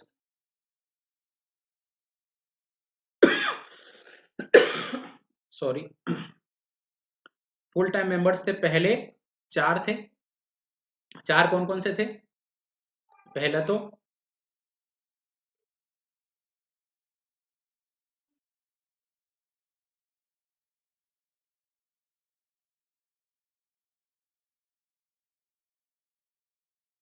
ए जज ऑफ सुप्रीम कोर्ट, एक सुप्रीम कोर्ट का जज, चाहे वो रिटायर्ड हो या सर्विंग हो। दूसरा,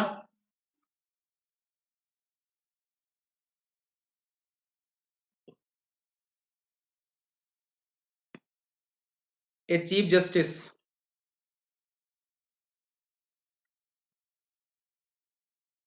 ऑफ हाई कोर्ट,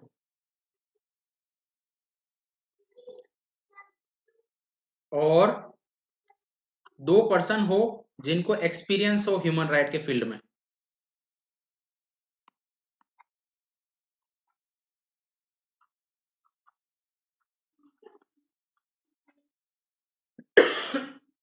तो मेंबर, फुल टाइम मेंबर कितने थे? 4 थे, जिनको, तो एक तो सुप्रीम कोर्ट का जज, चाहे वो रिटायर्ड हो या सर्विंग हो, अभी भी काम कर रहा हो।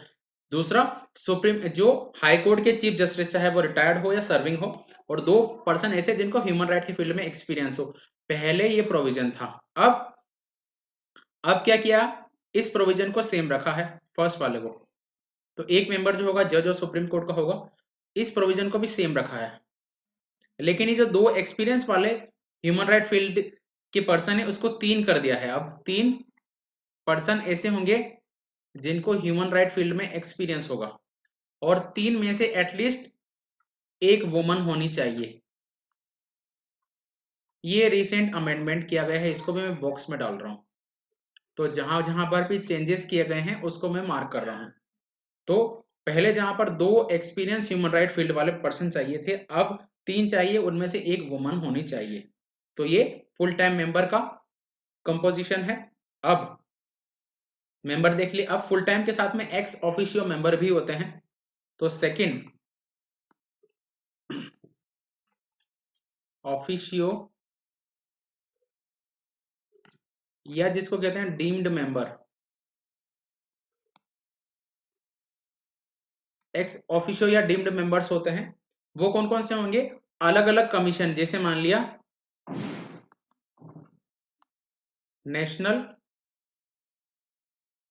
कमीशन ऑफ एससीज, second national commission of STs, national commission of woman,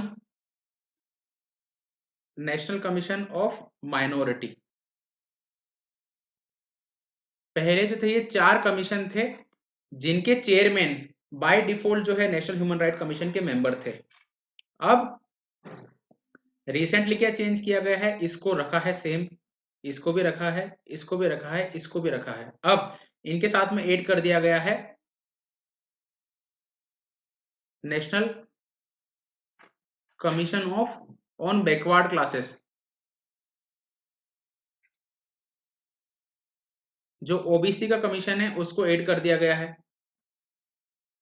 फिर national commission of child right, उसको भी ऐड कर दिया गया है। और डिसेबल्ड पर्सन का जो कमीशन है उसको भी ऐड कर दिया। तो 3 नए कमीशन के जो चेयरमैन हैं वो आ गए हैं। तो अब हो गए हैं 4, तो ये पहले से थे, 3 और ये हो गए तो 7 हो गए ex officio member.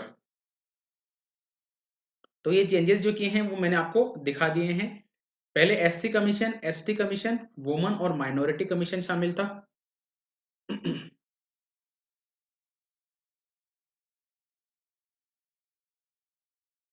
SC, ST, woman और माइनॉरिटी शामिल था। अब ओबीसी, चाइल्ड और डिसेबल्ड पर्सन के कमीशन के चेयरमैन भी इसमें शामिल है। अब एक्स ऑफिशियो मेंबर हो गए हैं 7। तो जहां जहां पे चेंजेस हुए हैं हमने उसको देख लिया है। अब कुछ और चेंजेस हुए हैं स्टेट ह्यूमन राइट कमीशन के कंटेक्स्ट में। क्या चेंजेस हुए हैं? स्टेट ह्यूमन राइट कमीशन के कंटेक्स्ट में एक चेयरमैन बन सकता है। चेयरमैन क्या होगा? Retired chief justice of high court होना चाहिए ओनली। जो हाई कोर्ट का चीफ जस्टिस जो रिटायर हो गया है वो स्टेट ह्यूमन राइट कमीशन का चेयरमैन बनता था। मेंबर यहाँ पर 2 थे, यहाँ पर 4 थे। फुल टाइम मेंबर जो है 2 थे। कौन कौन से? एक तो सर्विंग और रिटायर्ड जज हो हाई कोर्ट का, या एक डिस्ट्रिक्ट जज हो जिसको 7 साल का एक्सपीरियंस हो, और एक पर्सन हो जिसको ह्यूमन राइट के फील्ड में एक्सपीरियंस हो। सॉरी। तो 2 फुल टाइम मेंबर थे। और यहाँ पर स्टेट ह्यूमन राइट के कंटेक्स्ट में एक्स ऑफिशियो मेंबर नहीं होते हैं, ये आपको ध्यान रखना है। वहां पर नेशनल ह्यूमन राइट कमीशन के कंटेक्स्ट में 4 एक्स ऑफिशियो मेंबर थे जो अब 7 हो गए हैं। स्टेट ह्यूमन राइट कमीशन में एक्स ऑफिशियो मेंबर नहीं होते हैं। ठीक है, तो ये 2 मेंबर है, यहाँ पर एक चेयरमैन है। अब इसके कंटेक्स्ट में क्या किया? जो चेयरमैन है उसमें क्या था कि रिटायर्ड चीफ जस्टिस ही बन सकता है। अब इसको चेंज कर दिया कि रिटायर्ड चीफ जस्टिस या हाई कोर्ट का जज भी बन सकता है। यानी कि कुल मिला के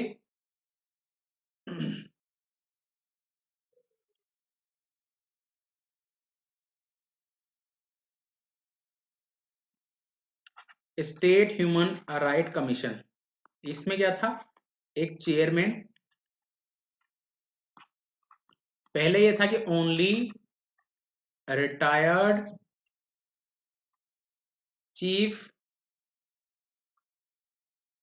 जस्टिस ऑफ हाई कोर्ट ही बन सकता था। अर्लियर ये था। अब ये कर दिया गया है कि एक जज ऑफ हाई कोर्ट भी बन सकता है चेयरमैन। खाली वो रास्ता चीफ जस्टिस के लिए नहीं खुला है, एक हाई कोर्ट का जज होगा वो भी चेयरमैन बन सकेगा। सेकेंड है मेंबर्स। मेंबर्स के कंटेक्स्ट में कोई चेंज नहीं किया गया है। मेंबर 2 है। जो फर्स्ट मेंबर है वो एक जज ऑफ हाई कोर्ट हो सकता है, चाहे वो सर्विंग हो या रिटायर हो। और सेकेंड मेंबर कौन हो सकता है? जिसको एक्सपीरियंस हो ह्यूमन राइट के फील्ड में। तो ये 2 शर्तें हैं मेंबर के। तो यहां पर सिर्फ एक चेंज किया है, जज ऑफ हाई कोर्ट बन सकता है अब चेयरमैन भी। ये चेंजेस किए गए हैं। अब कुछ और रिसेंट चेंजेस किए गए हैं। नेशनल ह्यूमन राइट कमीशन का जो टेन्योर है, कितने साल तक सेवा में रह सकता था? तो अर्लियर क्या था कि 5 साल और 70 इयर्स की एज तक रहता था। अब इसको चेंज करके रिसेंट कर दिया है 3 साल और 70 वर्ष की एज। तो ये 3 ईयर जो है 5 की जगह अब 3 हो गया है। ये आपको ध्यान रखना है, इस पर मैं डबल स्टार मार्क कर रहा हूं। I am marking it as double star. Please like the class. Earlier जो तो पहले जो था 5 साल तक जो है रह सकता था सेवा में, 70 साल की उम्र। अब जो कर दिया 3 साल, यानी कि अगर मान लिया आपने 2 साल तक सर्व किया और आपकी 70 की एज हो गई तो आप रिटायर हो जाओगे। अगर आपने 3 साल सर्व किया और 70 की एज हो गई तो रिटायर हो गए। लेकिन आप 4 साल तक सर्व नहीं कर सकते, क्योंकि पहले था 5 साल तक कर सकते थे मैक्सिमम, अब मैक्सिमम 3 साल ही है। दूसरा, रीअपॉइंटमेंट।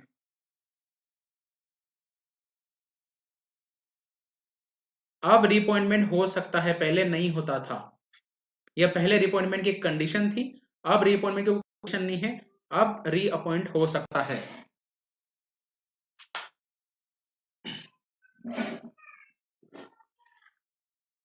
तो रीअपॉइंटमेंट को भी अब परमिट कर दिया है, और ये नेशनल ह्यूमन राइट कमीशन और स्टेट ह्यूमन राइट कमीशन दोनों के कंटेक्स्ट में लागू होता है। दोनों का टेन्योर सेम है।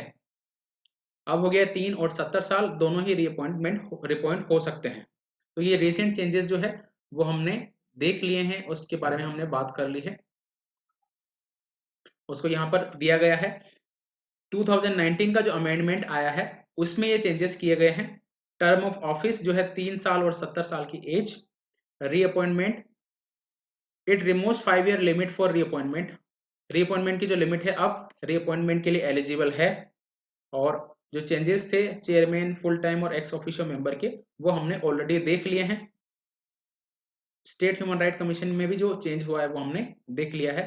तो ये रिसेंट जो चेंजेस है वो आपको ध्यान रखने हैं, और बहुत, क्योंकि ये रिसेंटली इसको लागू किया गया है तो it becomes very important for you कि आप इसको याद रखें। तो ये जो था अपॉइंटमेंट की प्रोसीजर देखी। अब हटाते कैसे हैं नेशनल ह्यूमन राइट कमीशन को या स्टेट ह्यूमन राइट कमीशन को? तो हटाता है प्रेसिडेंट ऑफ इंडिया, भारत के राष्ट्रपति। ग्राउंड क्या है? वो तीनों ग्राउंड है, insolvency, paid employment, informative of body and mind. Other ground क्या है? अदर ग्राउंड जो है मिसबिहेवियर वाला ग्राउंड है। ये ग्राउंड थोड़ा सा अलग है क्योंकि इसमें सुप्रीम कोर्ट की एडवाइस लेनी पड़ती है, उसके बाद हटाया जाता है।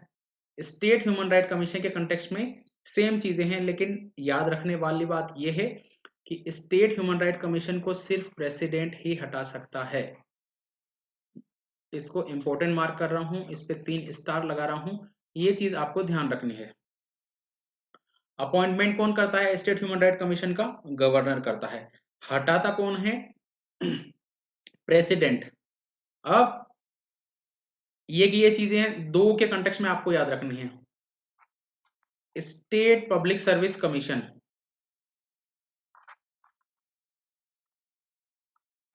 स्टेट पब्लिक सर्विस कमीशन और स्टेट ह्यूमन राइट कमीशन, दोनों को जो हटाने की पावर है वो प्रेसिडेंट के पास में है। ये एक अलग पॉइंट होता है और इस पर क्वेश्चन आता है। यूपीएससी बार बार इस तरह के ऑप्शन देती है और आपसे गलत करवाती है, ठीक है?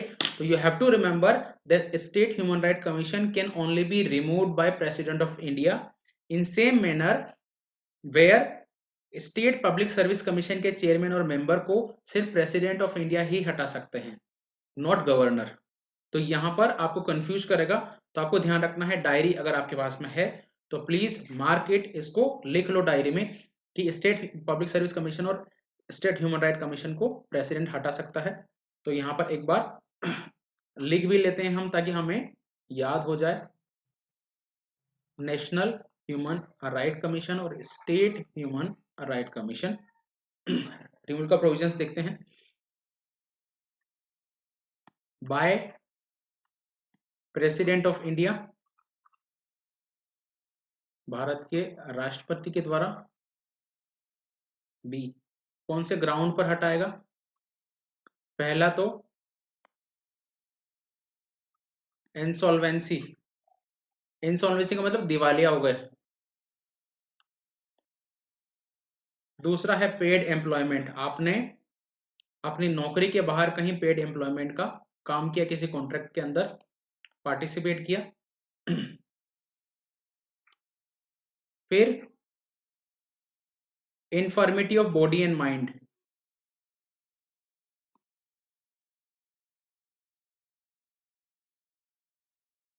और चौथा ग्राउंड है मिसबिहेवियर का, जो थोड़ा सा अलग है क्योंकि इस मैटर में supreme court of India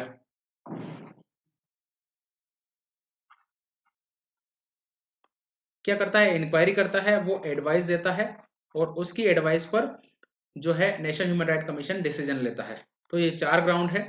state human right commission के कंटेक्स्ट में बाय प्रेसिडेंट है, आपको ध्यान रखना है, उस पर मैंने फोर्स स्ट्रेस कर लिया है। ग्राउंड जो है सेम है, तो हटाने का जो प्रोविजन है आपको अच्छे से याद करना है। Keep this fact in mind. आगे बढ़ते हैं। अब ये काम कैसे करता है नेशनल ह्यूमन राइट कमीशन या स्टेट ह्यूमन राइट कमीशन, किस तरह से ये फंक्शन करता है? तो इसका जो हेडक्वार्टर है वो दिल्ली में है, नेशनल ह्यूमन राइट कमीशन का। इन्वेस्टिगेशन के लिए इसका खुद का स्टाफ होता है, आपको ये चीज ध्यान रखनी है। नेशनल ह्यूमन राइट कमीशन के बारे में एक विशेष बात यह है कि इसका खुद का इन्वेस्टिगेशन स्टाफ होता है। ज्यादातर कमीशन के पास खुद का इन्वेस्टिगेशन स्टाफ नहीं होता, इसके पास है। प्रोसीडिंग क्या होती है कि ये जब इंक्वायरी करता है तो अपनी प्रोसीडिंग को खुद रेगुलेट कर सकता है। दूसरा, इसमें सिविल कोर्ट की पावर होती है। सिविल कोर्ट की पावर क्या होती है कि आप किसी को समन भेज सकते हो, आप उसको बुला सकते हो पूछताछ के लिए, एफिडेविट पर एविडेंस मांग सकते हो, डॉक्यूमेंट और रिकॉर्ड मांग सकते हो। तो ये सारी पावर जो है नेशनल ह्यूमन राइट कमीशन के बारे में है। स्टेट ह्यूमन राइट कमीशन के बारे में, हर स्टेट ह्यूमन राइट कमीशन का हेडक्वार्टर अलग अलग जगह पे होगा। राजस्थान का कहीं होगा, यूपी का कहीं होगा, बिहार का कहीं होगा। प्रोसीडिंग क्या होगा, वो भी अपनी प्रोसीडिंग रेगुलेट कर सकता है, उसमें भी सिविल कोर्ट की पावर होती है। तो हाउ इट वर्क्स, किस तरह से काम करता है नेशनल ह्यूमन राइट कमीशन और state human right commission. First है हेडक्वार्टर दिल्ली में है। सेकंड, इसमें power of a civil court है। सिविल कोर्ट की पावर का मतलब है कि आप समन भेज सकते हो, आप उसको बोल सकते हो कि हमारे सामने पेश हो, ऑर्डर निकाल सकते हो कि अटेंडेंस दो, एफिडेविट पर एविडेंस मांग सकते हो, कोई रिकॉर्ड मांग सकते हो, कोई डॉक्यूमेंट मांग सकते हो। ये सारी चीजें जो है जैसे कोर्ट करता है वैसे की वैसे कर सकते हो आप। और इसकी जो प्रोसीडिंग है, कार्रवाई जो है वो can regulates its own proceeding, अपनी प्रोसीडिंग को खुद रेगुलेट कर सकता है। स्टेट ह्यूमन राइट के कंटेक्स्ट में सेम प्रोविजन है, हेडक्वार्टर जो अलग अलग जगह पे होते हैं। तो इस तरह से ये काम करता है। तो हम जो है नेशनल ह्यूमन राइट कमीशन और स्टेट ह्यूमन राइट कमीशन के फंक्शन जो है स्टडी कर रहे हैं। और ड्यूटीज में हमने देखा था कि पहली जो ड्यूटी देखी थी वो कंप्लेन की इंक्वायरी की है। अगर आपको ह्यूमन राइट वायलेशन से रिलेटेड आपकी कोई कंप्लेन है तो आप नेशनल ह्यूमन राइट कमीशन को अप्रोच कर सकते हैं। इवन जो है नेशनल ह्यूमन राइट कमीशन के पास सू मोटो पावर भी होती है, यानी कि the commission itself can initiate a inquiry. Second, constitution के जो भी प्रोविजंस है या अदर लीगल सेफगार्ड जो है ह्यूमन राइट के कंजर्वेशन से, प्रोटेक्शन से रिलेटेड, उनको कमीशन रिव्यू कर सकता है। जैसा कि हमने पहले देखा, जेल को विजिट कर सकता है और जेल में जो प्रिजनर की कंडीशंस है उसको देख सकता है। कोई जुडिशियल प्रोसीडिंग है जो ह्यूमन राइट से रिलेटेड है उसमें इंटरवेंशन भी कर सकता है। और स्टेट ह्यूमन राइट के कमीशन के कंटेक्स्ट में सारे के सारे फंक्शन सेम है, आपको इनको अलग से याद करने की जरूरत नहीं है। तो यहाँ पर नेशनल ह्यूमन राइट कमीशन और स्टेट ह्यूमन राइट कमीशन में पहला जो फंक्शन है वो है कंप्लेन का, और ये स्यू मोटो भी हो सकती है, यानी कमीशन अपने आप में ये इनिशिएट कर ले। दूसरा फंक्शन है रिव्यू का। रिव्यू में कॉन्स्टिट्यूशन और अदर जो भी लीगल सेफगार्ड्स अवेलेबल है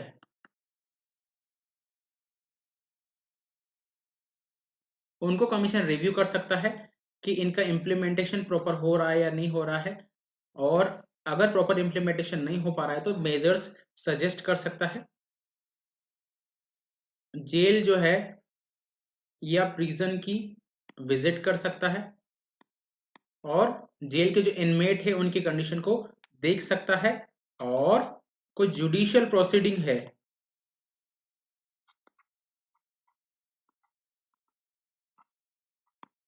ह्यूमन राइट से रिलेटेड तो उस जुडिशियल प्रोसीडिंग में इंटरवेन कर सकता है।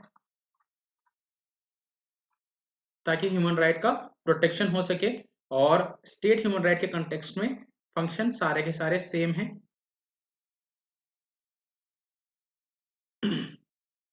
दूसरा, ये रिसर्च वर्क को प्रमोट कर सकता है ह्यूमन राइट से रिलेटेड, ताकि लोगों में ह्यूमन राइट की जानकारी बढ़े। एनजीओ जो ह्यूमन राइट के फील्ड में इन्वॉल्व है, कई सारे एनजीओ है, तो उनको सपोर्ट कर सकता है। अवेयरनेस, ह्यूमन राइट्स के बारे में अवेयरनेस को स्प्रेड कर सकता है, अवेयरनेस बढ़ा सकता है। अपनी जो स्पेशल रिपोर्ट है वो national human right commission central government को सबमिट करता है। गवर्नमेंट इन रिपोर्ट को along with memorandum of action taken on recommendation and reason for non acceptance of sub recommendation, तो रिपोर्ट के साथ में गवर्नमेंट जो है मेमोरेंडम भी सबमिट करती है, जिसमें कमीशन ने क्या रिकमेंडेशन दिया था और गवर्नमेंट ने क्यों एक्शन नहीं लिया वो मेंशन होता है। और स्टेट ह्यूमन राइट के कंटेक्स्ट में सारे के सारे प्रोविजंस सेम है। यहाँ पर रिपोर्ट स्टेट गवर्नमेंट को सबमिट की जाती है। तो research NGO awareness report, research NGO awareness और report national human right commission, state human right commission. Research में it promote the research work, research को प्रमोट करता है। एनजीओ जो ह्यूमन राइट से रिलेटेड है, मानवाधिकार से रिलेटेड जो एनजीओ है उनको प्रमोट करता है, एनकरेज करता है। अवेयरनेस, ह्यूमन राइट से रिलेटेड जो भी अवेयरनेस है उसको स्प्रेड करना, लोगों में ह्यूमन राइट की जानकारी बढ़ाना। और अपनी जो रिपोर्ट है वो सबमिट करता है सेंट्रल गवर्नमेंट को, और सेंट्रल गवर्नमेंट रिपोर्ट के साथ में memorandum along with recommendation of national human right commission की रिकमेंडेशन के साथ में मेमोरेंडम, और जहां पर रिकमेंडेशन एक्सेप्ट नहीं किए वहां पर reason for non acceptance of recommendation, जहां पर रिकमेंडेशन को एक्सेप्ट नहीं किया गया है वहां पर क्या रीजन रहे हैं जिसकी वजह से नेशनल ह्यूमन राइट कमीशन की रिपोर्ट जो है रिकमेंडेशन को एक्सेप्ट नहीं किया गया है, वो भी उसके साथ में जाता है। स्टेट ह्यूमन राइट के कंटेक्स्ट में ये सारे वर्क सेम है, देयर इज नो डिफरेंस। अब function state human right commission, national human right commission ने अपने ड्यूटीज परफॉर्म कर ली है। अब इनकी रिकमेंडेशन के बेसिस पर क्या क्या हो सकता है। एक तो कोई पब्लिक अथॉरिटी है जिसने ह्यूमन राइट का वायलेशन किया है, तो उसके अगेंस्ट जो है प्रोसीडिंग स्टार्ट हो सकती है, प्रोसीडिंग इनिशिएट हो सकती है।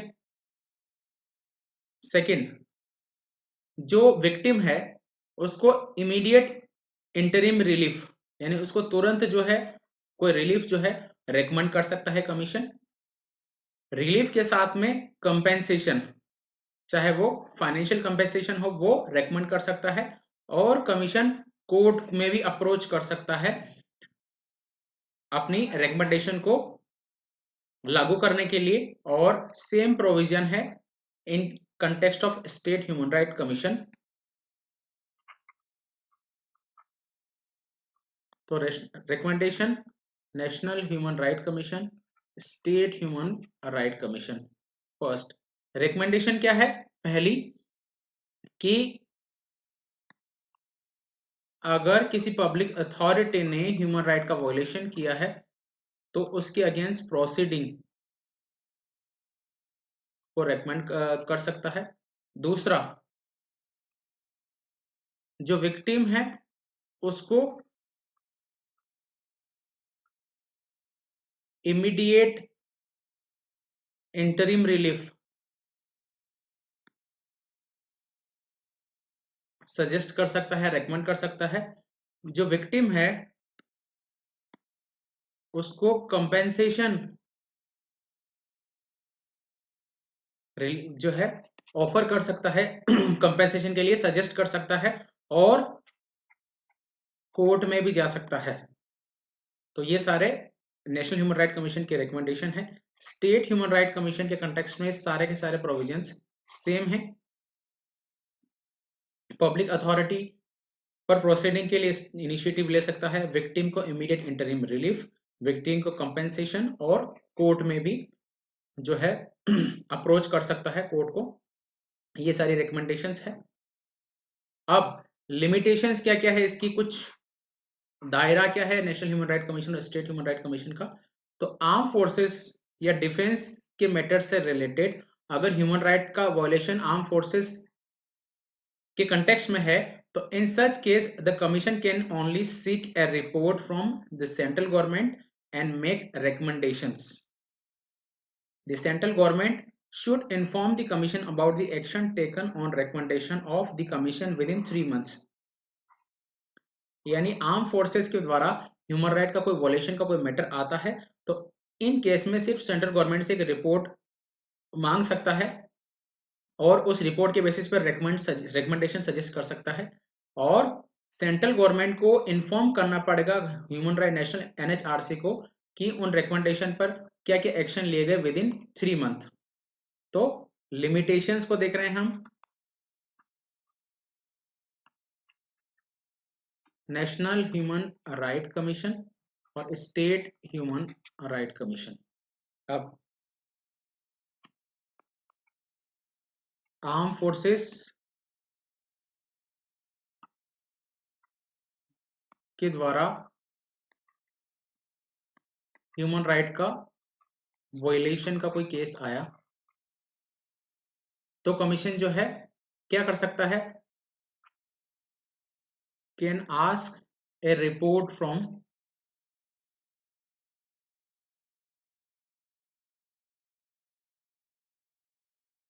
Central government. सेंट्रल गवर्नमेंट से एक रिपोर्ट मांग सकता है। इस रिपोर्ट के बेसिस पर आपने कुछ रिकमेंडेशंस, अपने कुछ सुझाव जो है वो दे सकता है, सुझाव पेश कर सकता है। इन सुझाव के बेसिस पर जो गवर्नमेंट ऑफ इंडिया ने जो एक्शन लिया है, एक्शन टेकन है, उसको विद इन 3 मंथ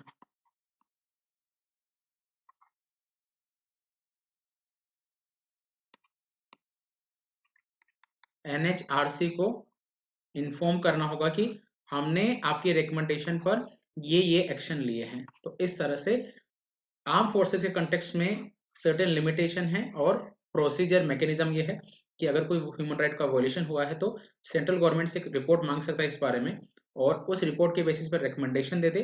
रिकमेंडेशन पर जो एक्शन लिया गया है उसको गवर्नमेंट ऑफ इंडिया को 3 महीने के अंदर अंदर ह्यूमन राइट कमीशन को इन्फॉर्म करना होगा। दूसरी चीज कमीशन के रिकमेंडेशन ऑब्लिगेटरी नहीं होती, नॉन बाइंडिंग होती है। कोई ऑब्लिगेशन नहीं है, लेकिन इस केस में एक जो है मेजर दे रखा है कि concern authority should inform about the action taken on it's recommendation with in 1 month. कि कंसर्न अथॉरिटी को 1 महीने के अंदर बताना होगा कि क्या एक्शन लिया गया कमीशन के रिकमेंडेशन पर। दूसरा, it can not inquire any matter older than a year. 1 साल से पुराना मैटर जो है इंक्वायर नहीं कर सकता। National human right commission, state human right commission की एक कंडीशन है कि ये 1 साल तक के मैटर को ही कंसिडर कर सकते हैं और स्टेट ह्यूमन राइट कमीशन के कंटेक्स्ट में ये प्रोविजंस सेम है। क्या है लिमिटेशंस,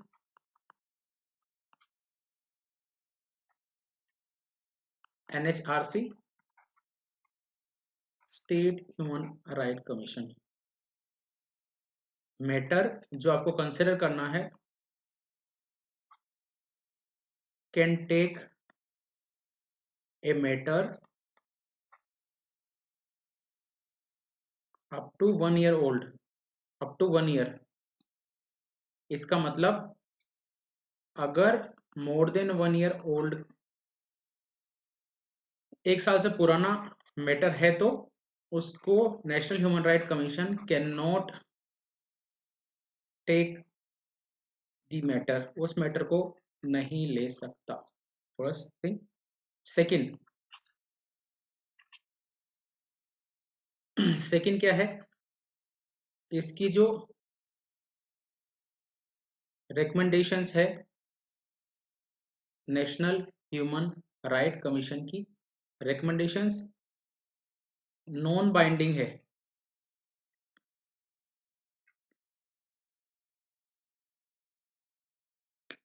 यानी कि एनएचआरसी को रिकमेंडेशन माननी या नहीं मान, जो रिकमेंड एनएचआरसी की जो रिकमेंडेशन है वो सरकार को मानना, ऐसा जरूरी नहीं कि रिकमेंडेशन माने। बस इस केस में सिर्फ एक चीज ये दे रखी है कि इसकी रिकमेंडेशन पर, नेशनल ह्यूमन राइट कमीशन की रिकमेंडेशंस पर जो भी एक्शन लिया गया है वो कमीशन को इन्फॉर्म करना होगा विद इन 1 मंथ, 1 महीने के अंदर कमीशन को इन्फॉर्म करना होगा कि कमीशन के रिकमेंडेशन पे ये एक्शन लिया गया है। ये एक तरह का सेफ्टी वॉल्व कह सकते हैं, ये जो है लगाया गया है। तो ये लिमिटेशंस है। तो हमने कवर किया है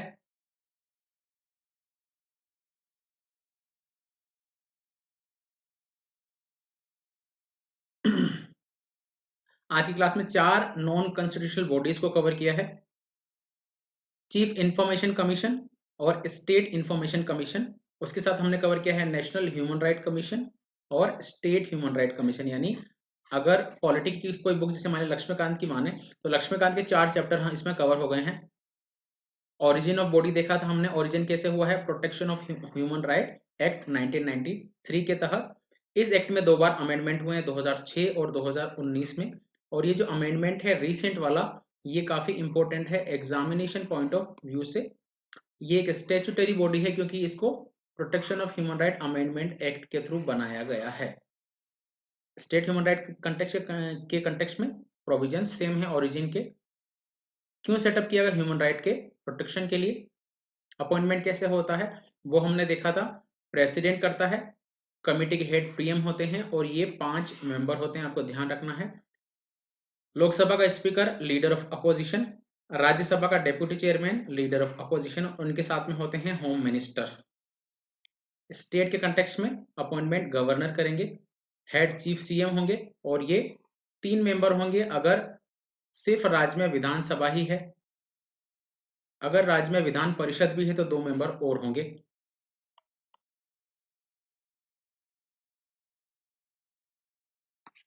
तो ये आपको 5 मेंबर कमेटी याद रखनी है जिसके हेड पीएम या सीएम है। कंपोजिशन क्या होती है उसको देख लिया था। कंपोजिशन, पुराना कंपोजिशन है 1, उसके बाद में 4 फुल टाइम मेंबर है, 4 फुल टाइम मेंबर्स है और 4 एक्स ऑफिशियो है जिसको डीम्ड मेंबर भी कहा जाता है।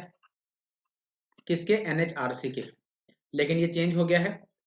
चेयरमैन के कंटेक्स्ट में पहले चेयरमैन सिर्फ सुप्रीम कोर्ट का रिटायर्ड चीफ जस्टिस ही होता था, लेकिन अभी जज भी जो सुप्रीम कोर्ट का वो भी चेयरमैन बन सकता है। मेंबर में फुल टाइम मेंबर्स में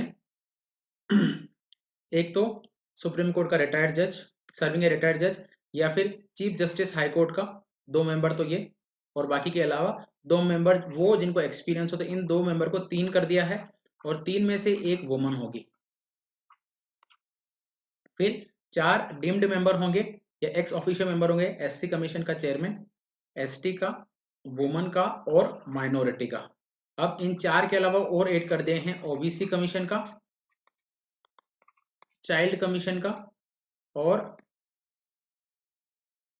डिसेबल्ड या दिव्यांग जो कमीशन है उनके चेयरमैन भी आएंगे। तो टोटल 3 और हो गए, तो 7 एक्स ऑफिशियो मेंबर है अभी एनएचआरसी में।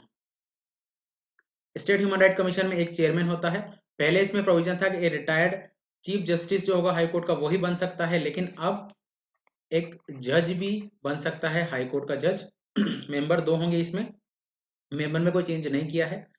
जो जज है हाई कोर्ट का या डिस्ट्रिक्ट जज जिसको 7 साल का एक्सपीरियंस है, और एक एक्सपीरियंस वाला पर्सन जिसको ह्यूमन राइट के फील्ड में एक्सपीरियंस हो। तो यहाँ पर है कंपोजिशन 1+2।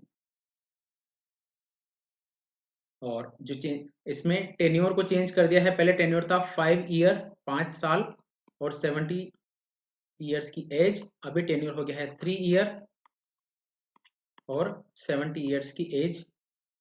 दूसरा, अब रीअपॉइंटमेंट हो सकता है। तो ये इंपॉर्टेंट चेंजेस आपको ध्यान में रखने जो रिसेंटली आए हैं।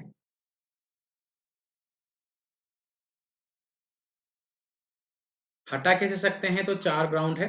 प्रेसिडेंट हटा सकते हैं, insolvency, paid employment, informative body और माइंड। जो अदर ग्राउंड है वो है मिसबिहेवियर का, और इस केस में सुप्रीम कोर्ट की एडवाइस जो है लेनी पड़ेगी। स्टेट ह्यूमन राइट के कमीशन को भी चेयरमैन और मेंबर को प्रेसिडेंट ही हटा सकते हैं। ये आपको ध्यान रखना, ये मैंने बोला था इंपॉर्टेंट पॉइंट है, इसको मार्क भी किया था। बाकी ग्राउंड जो है वो सेम है। तो सिर्फ हटाने के लिए याद रखना है कि प्रेसिडेंट ही हटा सकते हैं। जैसे state public service commission SPSC को के मेंबर चेयरपर्सन को हटाते हैं, वैसे ही। किस तरह से काम करता है? हेडक्वार्टर दिल्ली में है, खुद का इन्वेस्टिगेशन स्टाफ है, प्रोसीडिंग को खुद रेगुलेट करता है, सिविल कोर्ट की पावर है। यहाँ पर भी प्रोसीडिंग को खुद रेगुलेट करता है और सिविल कोर्ट की पावर है। ड्यूटीज क्या है? फर्स्ट ड्यूटी है कंप्लेन, सेकंड है रिव्यू करता है प्रोविजंस, जेल को विजिट करता है, कोर्ट की प्रोसीडिंग में इंटरवेंशन करता है, रिसर्च वर्क, एनजीओ को सपोर्ट करना, अवेयरनेस फैलाना और अपनी रिपोर्ट को सबमिट करना। स्टेट ह्यूमन राइट के कंटेक्स्ट में प्रोविजंस ड्यूटीज सेम है।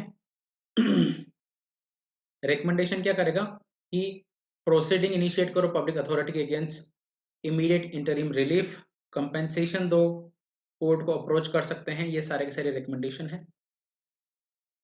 लिमिटेशन क्या है? आर्म फोर्सेस के केस में इसके लिमिटेशन है कि सेंट्रल गवर्नमेंट को आर्म फोर्सेस केस में सेंटर रिपोर्ट जो है कमीशन को पेश करती है,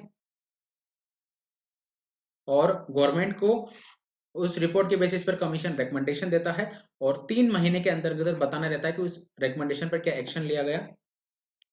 दूसरी, इसकी रिकमेंडेशन बाइंडिंग नहीं है, नॉन बाइंडिंग है, और 1 महीने के अंतर्गत को बताना पड़ता है कि क्या एक्शन लिया गया।